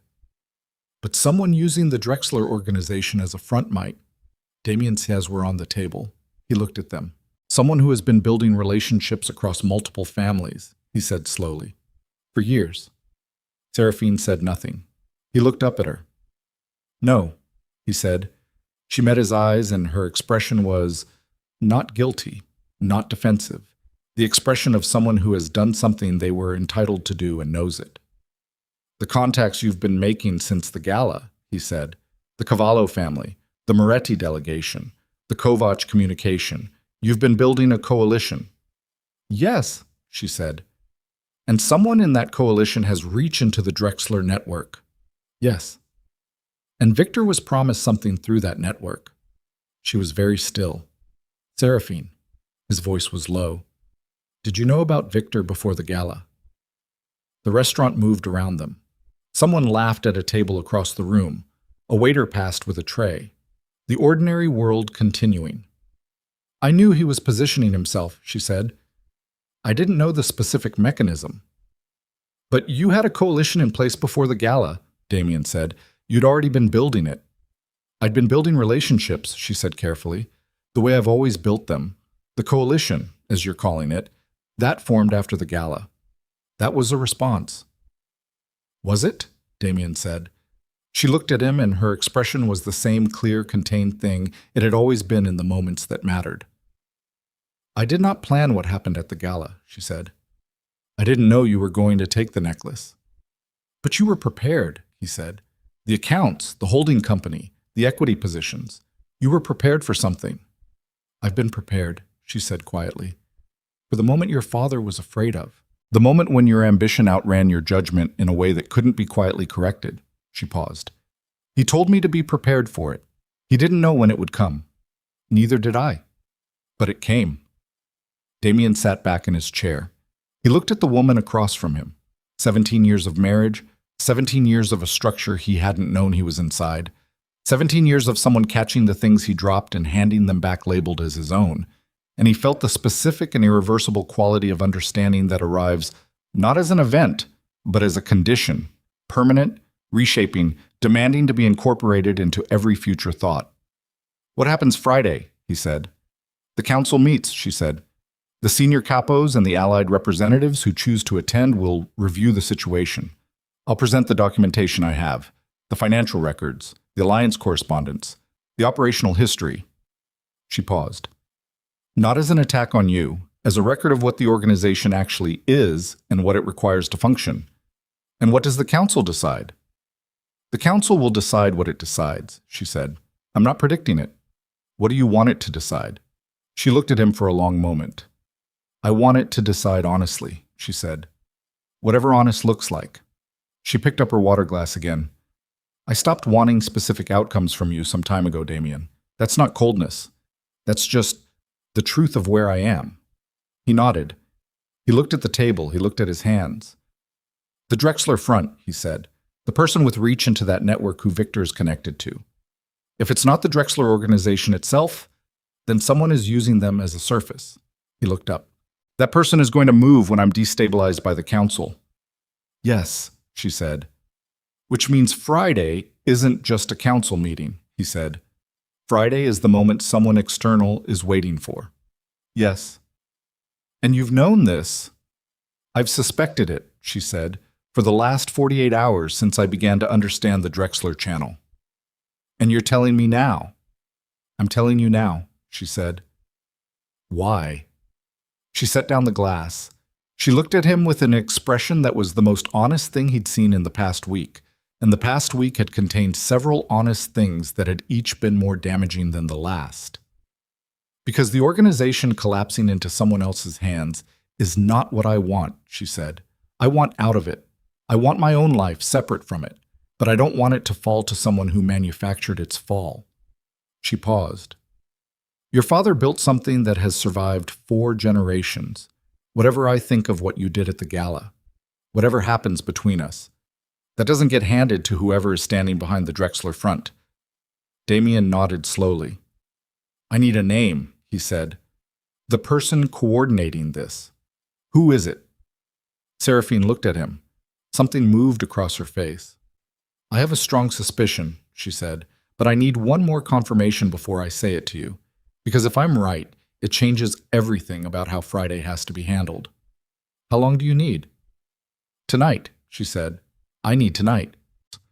He looked at her across the table in a restaurant that was nobody's territory, and the city outside was doing what it always did, and somewhere in it, a person whose name he didn't yet have was waiting for Friday, and the organization his father had built was balancing on the edge of something that would resolve one way or another in less than 48 hours. Tonight, he said. She nodded once. He stood up from the table. He looked at her for a moment. The last look, the one that carries everything that won't be said. And then he turned toward the door. Her voice reached him before he got there. Damien. He stopped, didn't turn. The raven necklace, she said. It's still in the hotel suite. I know, he said. Don't bring it Friday, she said. Don't bring it as a gesture or an offering or a symbol of anything. Just come as yourself. A pause. That's the only version of you that has any chance of surviving what's coming. He walked out into the night air and stood on the pavement for a moment with the city around him, the traffic and the light and the ordinary enormous machinery of a city that didn't know or care what was happening in its interior. And he took one breath and then another. And then his phone lit up in his hand, a message from a number he didn't recognize. 4 words and then a name. He read the name and went completely still on the pavement, while the city moved around him, and the name was one he knew, had known for years, had trusted implicitly, one of the last people he would have suspected, one of the people scheduled to sit in the council chamber on Friday and help determine the outcome. The name on his phone was the name of the man who had been building the post-Valenti arrangement from inside the family's own walls. And the man who had sent Damien the message, the confirmation Seraphine had said she needed tonight, was Aldrich Moss from a farm 40 minutes north of the city, in the clean morning light of a place that had no connection to any of this. Damien's hand closed around the phone. Friday was in 31 hours. And the enemy was already in the room. The name on the phone was Ronaldo Brandt. Damien stood on the pavement outside the restaurant for a full minute without moving. The city moved around him. A cab passed, 2 women laughed at something on the corner, a delivery drone hummed overhead at rooftop level, and none of it touched the stillness at the center of him where the name had landed. 30 years. Ronaldo had been with the family for 30 years, had served under Marcus Valenti, had sat at the deathbed, had stood beside Damien at the succession and said, with his hand on Damien's shoulder, that the family was in good hands and that he would serve as faithfully as he'd always served. 30 years, and he had been the one building the post-Valenti arrangement. Damien looked at the message again. Aldrich had sent 3 sentences. It's Ronaldo, has been coordinating with Drexler Front for 14 months. I have the correspondence. Come to the farm tonight. He called Theo. Theo answered in 2 rings. Where are you? Damien said. Carver Street, still at the building. Is Ronaldo there? A pause. He left about an hour ago, said he had a private matter. Don't contact him, Damien said. Don't tell him I called. Go home, stay accessible, and be at the council chamber by noon tomorrow. He paused. Tell no one what I just said. He ended the call. He stood on the pavement a moment longer, breathing the cold night air, and then he walked to his car. The drive north took 43 minutes in light traffic. He drove it in 38. Aldrich was waiting at the farmhouse door again, but this time there was no morning patience in his posture. He was standing with his arms at his sides and his face arranged into something that looked older than it had that morning, as if several hours had moved through him and taken something with them. He let Damien in without speaking and led him to the kitchen table, where a laptop was open and a series of printed pages were arranged in a careful sequence that suggested the old man had been organizing them for hours. Sit, Aldrich said. Damien sat. 14 months, so, Aldrich said, sitting across from him. I found the first indication 7 months ago, an irregularity in the communication records I maintain for formal correspondence, a routing anomaly. I didn't understand what it was at first. He turned the laptop to face Damien. I understand it now. Damien looked at the screen. The correspondence was there, encrypted messages, partially reconstructed, with a decryption key that Aldrich had evidently spent significant time developing. They were between Ronaldo and a man named Cross, who appeared to be the Drexler organization's actual internal coordinator. Not Harlan Briggs, who was the external face, but someone deeper and less visible. The correspondence covered 14 months. Damien read the relevant sections in silence. The plan was not complicated, it was patient. Ronaldo had identified the Valenti family's structural vulnerability, the dependency on Seraphine's invisible architecture, the over-centralization of authority in Damien, the aging allied relationships that hadn't been properly maintained at the personal level since Seraphine's access to them had been quietly reduced as Damien spent more time with Celeste and less time on anything requiring nuance. Ronaldo had mapped all of it and had delivered the map to the Drexler organization in exchange for a guaranteed position as senior advisor in the post-transition structure they were planning to install. The Thursday meeting had been the mechanism. Get Damien into a controlled location on the day before the council. The correspondence didn't specify what was planned for that location, and Damien made himself read that absence without filling it in with imagination. The council on Friday was the secondary mechanism. If Thursday failed or was avoided, the council would proceed with Ronaldo in position to steer it. He had relationships with 3 of the 5 senior capos that went back years and had been quietly cultivated toward this purpose. And the Drexler organization would move on the territorial question, the northern corridor, the territories Seraphine had actually recovered after Branzino, with the family in formal disarray and no operational capacity to respond.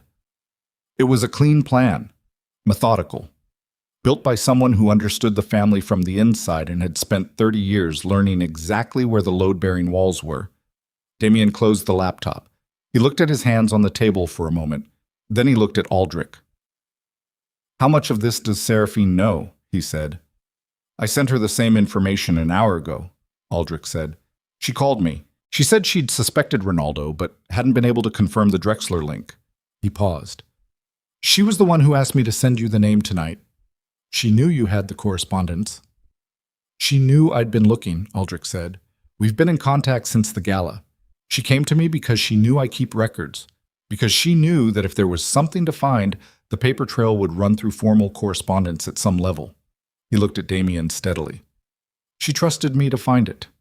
Damien was quiet for a moment. 30 years, he said.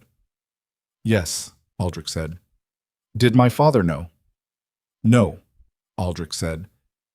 Marcus trusted Ronaldo completely. I think, he paused. I think whatever Ronaldo was loyal to in Marcus, he found he could not extend to you. Or perhaps he simply saw opportunity he hadn't seen before. People change in the presence of power shifting. He paused. It doesn't make the 30 years false.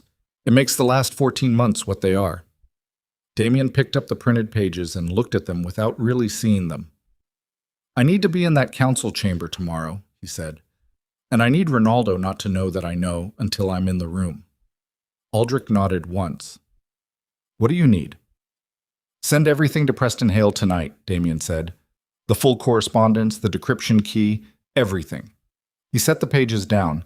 And I need you in that room tomorrow, not as master of ceremonies, as a witness. Aldrich looked at him for a long time. I'll be there, he said. He didn't sleep. He went back to the estate and sat in the study with the Bronzino files still on the desk, and the 43 pages of Seraphine's correspondence and the image of Ronaldo's face as it had been that morning. The careful blankness, the measured delivery, the specific quality of attention that Damien had always read as loyalty, and now understood as the concentrated watchfulness of a man managing two simultaneous realities. He sat with the grief of it, because that was the accurate word, and he was done, for the time being, with inaccurate words.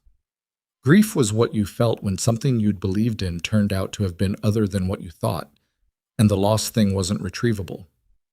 He could be angry at Ronaldo, would be, probably, at some point when the shock finished metabolizing. But right now, what he felt was the particular hollowness of the betrayed, which is less about the betrayer and more about the version of the world you inhabited until the moment you couldn't anymore. At 4 a.m, he called Seraphine. She answered, which meant she wasn't sleeping either.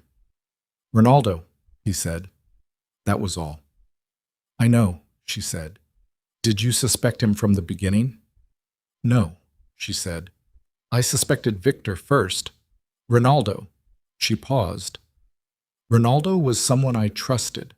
I think that's why it took me longer to see it. You look longer at the people you trust. Why did you start looking? Because of the Drexler timing, she said.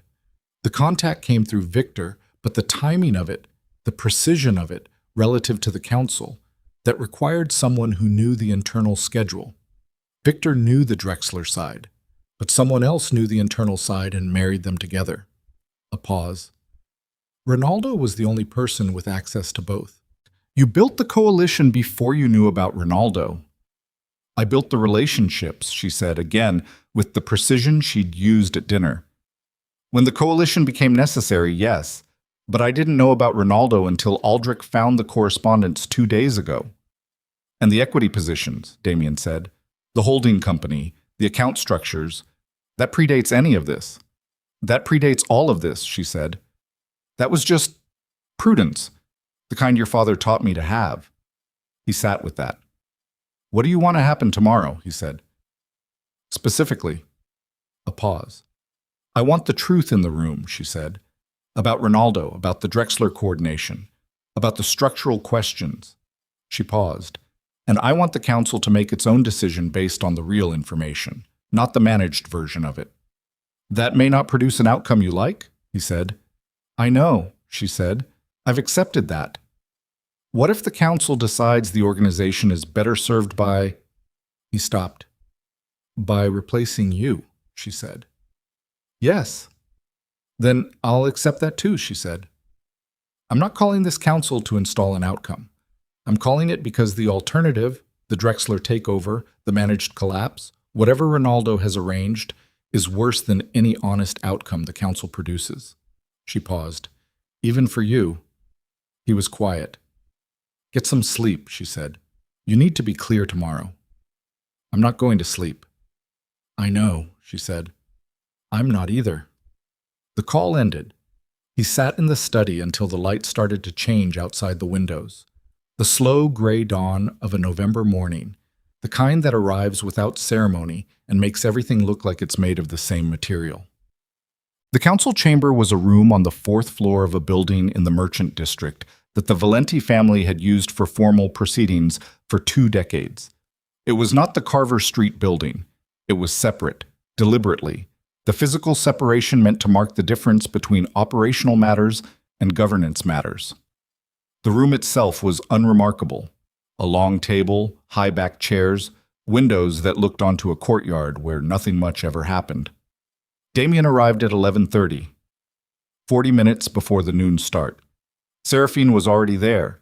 She was standing by the window when he came in, looking at the courtyard. She turned when she heard the door. They looked at each other across the room for a moment, the full length of the table between them, the morning light coming through the glass at her back. She nodded once. He nodded back. They didn't speak. The others arrived in the next 30 minutes. Theo came in at 11:40 and took a seat at the far end of the table and looked at no one in particular. The 3 allied representatives who'd been formally notified came in together. A woman named Dara, who represented the Moretti interest domestically, a man named Paul Strict, who carried Kovac authority, and an older man from the Cavallo delegation whom Damien hadn't met. They sat on the right side of the table and arranged papers in front of them with the practiced efficiency of people who have attended many formal proceedings. 3 of the 5 senior capos were there. The other 2 had sent formal written positions that Aldrich, arriving at 5 minutes to noon, collected at the door and set on the table without comment. Ronaldo arrived at noon exactly. He came through the door in his usual manner, deliberate, contained, carrying nothing visibly. He looked at the room with the scanning attention of a man entering a space and reading it, and his eyes moved across the assembled faces and landed on Damien and stayed there for 1 beat longer than was natural. Then he sat down, across from Damien, directly across, as if he'd chosen the position. Aldrich took his place at the head of the table, standing, and called the council to order in the formal language that these proceedings required, and the room went quiet in the way of rooms that have been waiting for something to begin. Seraphine spoke first. She stood without notes. She'd never needed notes, Damien thought, for anything, and presented the situation in the precise, unembellished language she used for everything that mattered. The financial architecture, the operational dependencies, the history of decisions and their actual origins. She presented the Bronzino correspondence, which she'd brought physical copies of. She presented the equity documentation. She presented the account structures and what they meant for the organization's current operational capacity. She spoke for 40 minutes. No one interrupted. When she sat down, the room was very quiet. One of the capos, a man named Bernard Solis, who had been with the family for 22 years and who Ronaldo had cultivated most closely, cleared his throat and began to speak about the need for stable transition and the question of executive confidence, and Damien let him get 4 sentences in. Then he said, "Before we discuss transition, there's a matter of record that needs to be in this room." He looked at Aldrich. Aldrich opened the folder in front of him and slid copies of the Drexler correspondence to the center of the table. Enough copies for everyone present. "This correspondence," Damien said, "covers 14 months of communication between a member of this table and the Drexler organization's internal coordinator. It details a coordinated plan to use the council proceedings as cover for an external territorial move and to position a specific individual for benefit in a post-transition structure." He paused. "I want everyone in this room to read it before we discuss anything else." The room read. It took 8 minutes. The sound of pages turning, of breathing, of the particular silence of people absorbing information that is rearranging their understanding of a situation they thought they'd already mapped. Damien watched Ronaldo read. Ronaldo read the correspondence with the same contained stillness he brought to everything. His face didn't change. His breathing didn't change. He turned pages at a steady pace, and when he finished, he set the papers down in front of him and folded his hands on top of them and looked at the table for a moment before he looked up. He looked at Damien. "How long?" Ronaldo said. His voice was even. "Since last night," Damien said. "Aldrich." "Yes." Ronaldo nodded once, a small, specific nod, the nod of a man accepting a fact. He looked around the room.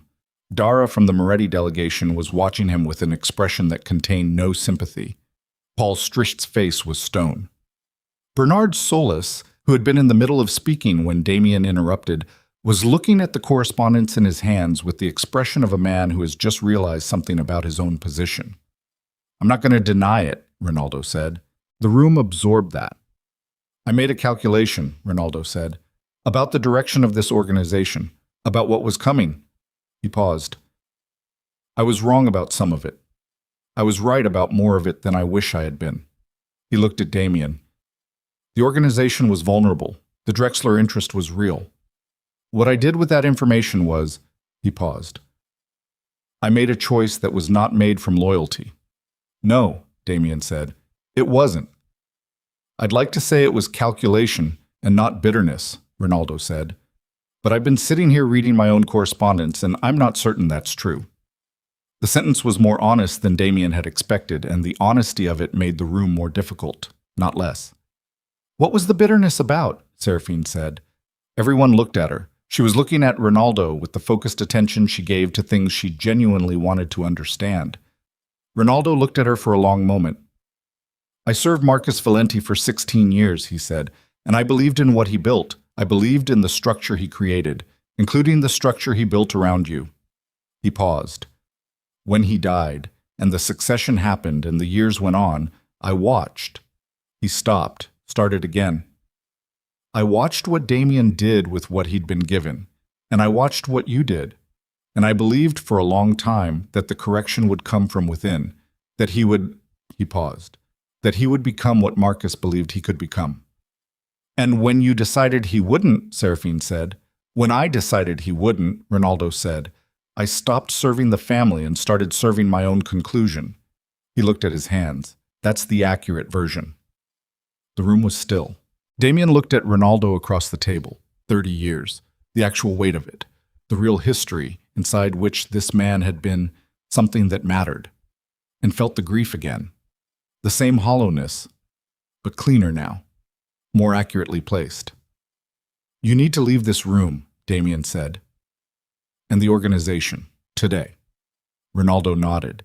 He gathered nothing from the table because he'd brought nothing in. He stood up. He looked at Damien one more time with an expression that was not quite remorse and not quite defiance, but somewhere between them. The expression of a man who has lived too long in a complicated position and has finally arrived at the end of it. He walked out. The door closed. The room remained seated for a moment in the specific quiet of a significant departure. Then Aldrich said, "The council will take a recess of 30 minutes." In the hallway outside the chamber, Damien stood alone for the first part of the recess.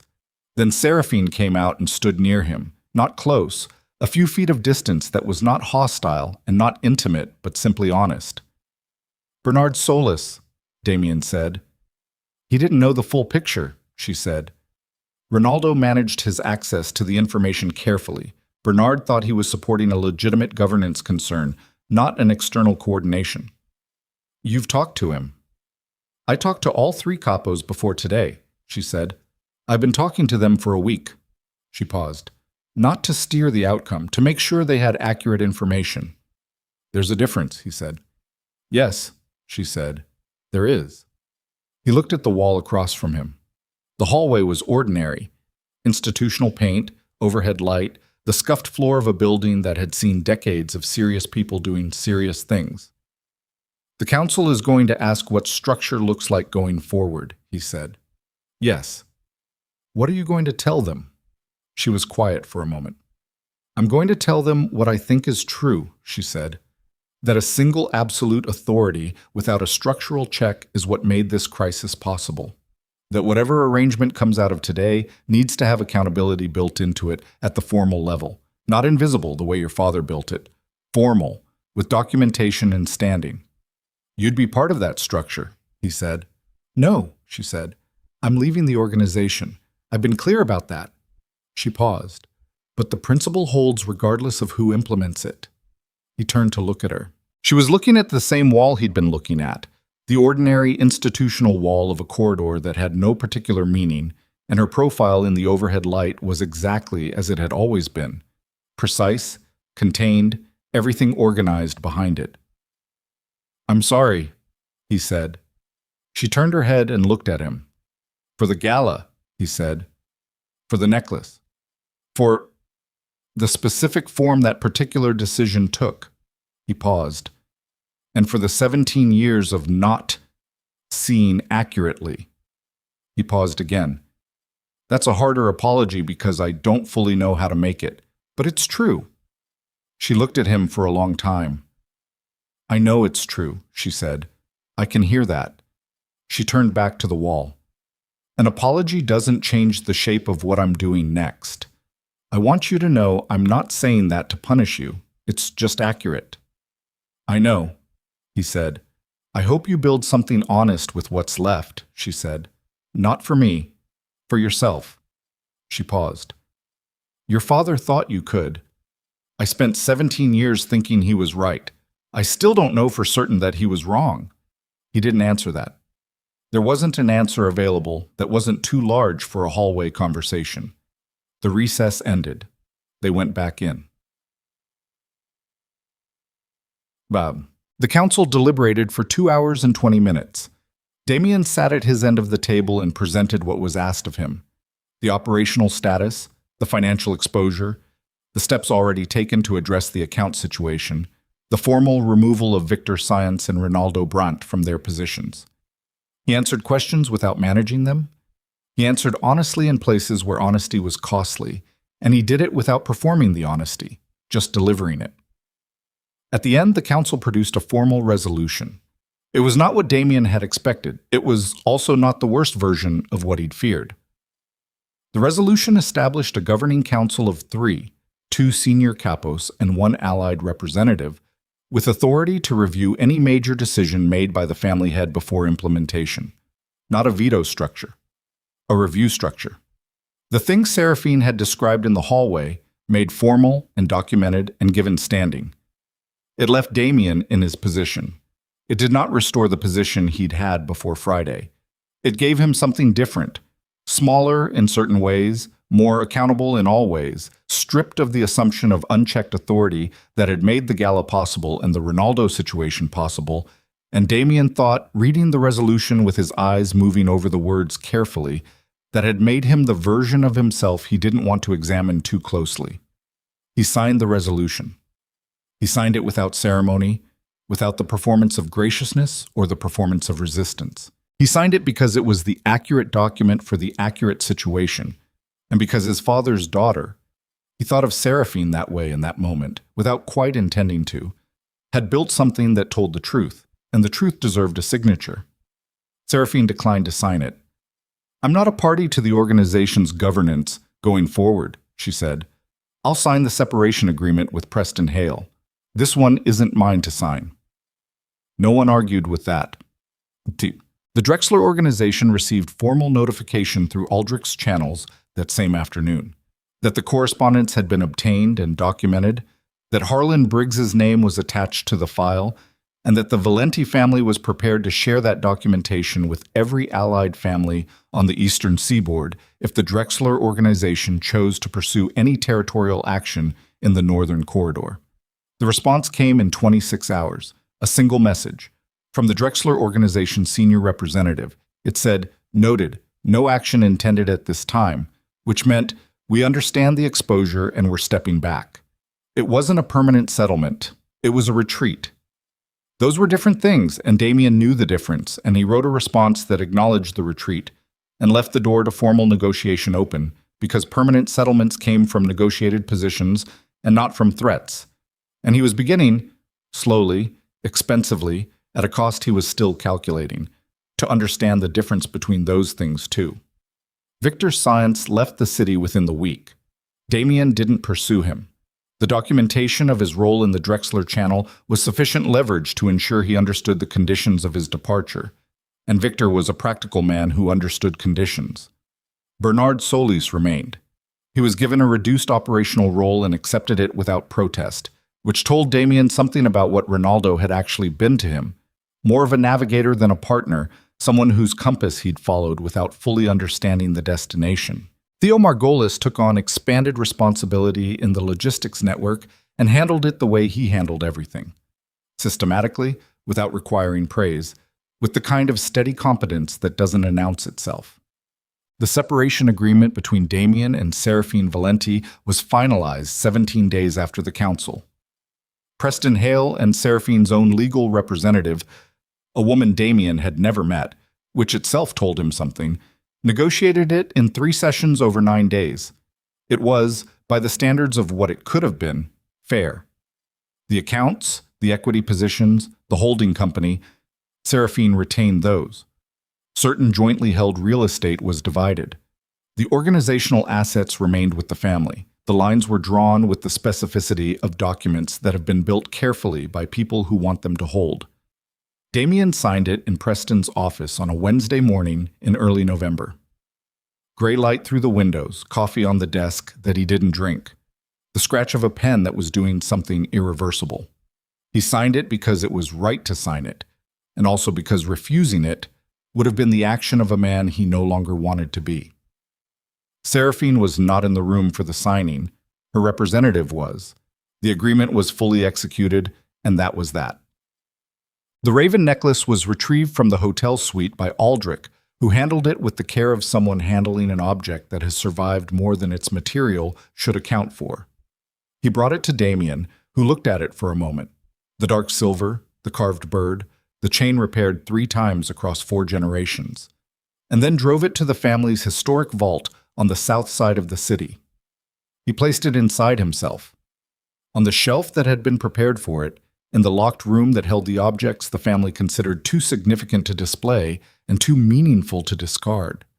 He placed it there and stood in the room for a moment with the vault light on and the silence of preserved things around him. He didn't say anything to it. It was a piece of jewelry. It didn't need speeches. He locked the vault and left. 3 weeks after this council, on a Thursday morning that was colder than it should have been for the season, Damien received a message from Seraphine.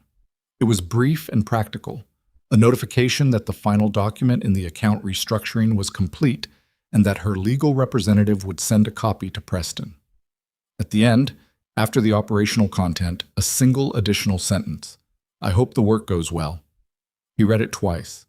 He wrote back, "It will. Thank you for the honest version of things."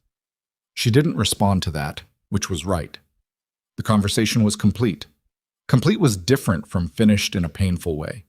Finished implied something that had ended because it had failed, and complete implied something that had ended because it had run its full course and arrived at its natural boundary. He put the phone in his pocket and went back to the window and looked at the city. Damien Valenti ran the organization differently after that. Not perfectly, not without mistakes. He made them, several, in the first year, and the governing council reviewed 2 of them, and both reviews were uncomfortable and both were necessary, and he accepted them the way you accept a structural load-bearing system you've agreed to operate under. Not with gratitude exactly, but with the recognition that the alternative was worse.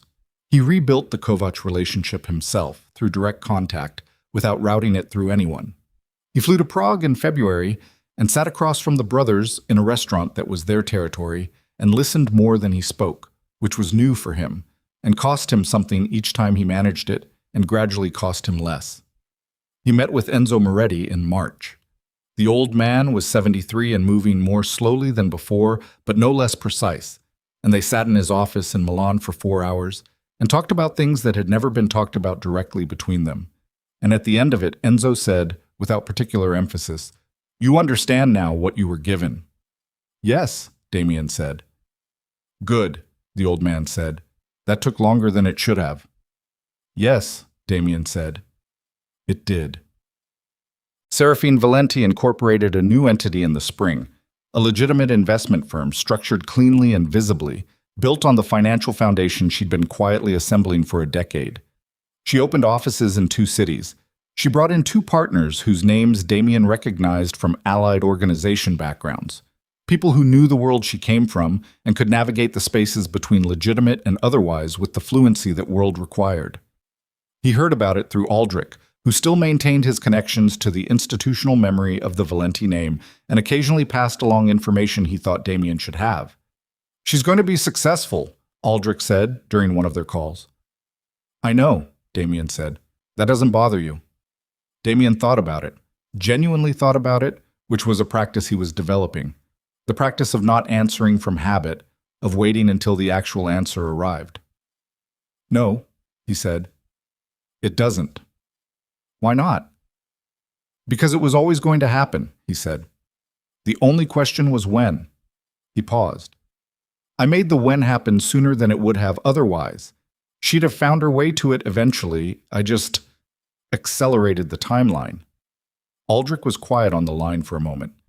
"Your father would have found that answer interesting," he said. "Probably," Damien said. In late April, on a Tuesday evening that was the first warm evening of the year, Damien drove past the Aldrich Grand Hotel on the way to a meeting in the Merchant District. He didn't stop. He didn't slow down. He looked at the building as he passed it, the lit facade, the doorman in his coat, the revolving door that turned and turned, admitting and releasing people who had no idea what had happened there in October and didn't need to. And he kept driving. The Founders' Gala would come again in October. He'd already begun the preparation, already spoken with Aldrich about the ceremony, already made certain that the woman's place at the head of the room was understood to be the place of the family's institutional memory and not of any individual currently living. The raven necklace would not be worn. That was the decision the governing council had supported and that Damien had proposed himself, which had surprised them. That the necklace should remain in the vault for now, that the gala should proceed without it for the first time in living memory, that the tradition should pause long enough for people to understand what the tradition had actually been about before it resumed. Pausing something to understand it was new for him. Most things worth doing, he was learning, required that you stop treating them like territory and start treating them like truth. The evening he drove past the hotel, Damien came home to the estate and walked through the rooms that were his, just his, now, with the specific quality of a space inhabited by one person who is beginning to understand that one person is not a diminishment, but a starting point, and poured a drink he actually drank this time, and sat in the study. The Branzino files were in the cabinet. He'd locked them away after the council. On the desk was a new file, thinner, cleaner, the work of the past months instead of the past decades. The governing council meeting minutes, the Kovach agreement, the preliminary conversations with 2 new allied families that Theo had opened and that Damien was nurturing with the deliberate patience of someone who has finally understood what patience is actually for. He sat with it. The city outside was doing what it always did, indifferent, enormous, alive with the machinery of 10,000 things happening at once, none of them waiting for him, none of them requiring him to be anything other than what he was right now. A man who had been handed a great deal, had lost a significant portion of it through his own choices, and was sitting in the remains of it trying to build something that would hold. He didn't reach for his phone. He didn't open the file. He sat in the study, in the evening light, with the drink in his hand and the quiet around him, and let the day be what it was. Incomplete and survivable, which was the most accurate description he had for most things lately. Somewhere across the city, Serafine Valenti was working. He knew this the way you know things about people who have been permanently built into your understanding of the world. Not because you're watching, not because you need to know, but because some knowledge becomes structural and stays there regardless of what the relationship does or doesn't do. She was working, and she was free, and she'd built that freedom herself over years with the specific patience of someone who understood that the right conditions don't arrive. You construct them quietly, without announcing the construction, until the day you need them and they're there. He raised his glass slightly. Not a toast, not performance, just a gesture made in an empty room by a man who was still learning how to mean the things he did. And then he drank, and set the glass down, and sat in the gathering dark. Outside, the city held its millions of separate futures moving through the night, indifferent and alive. He let it.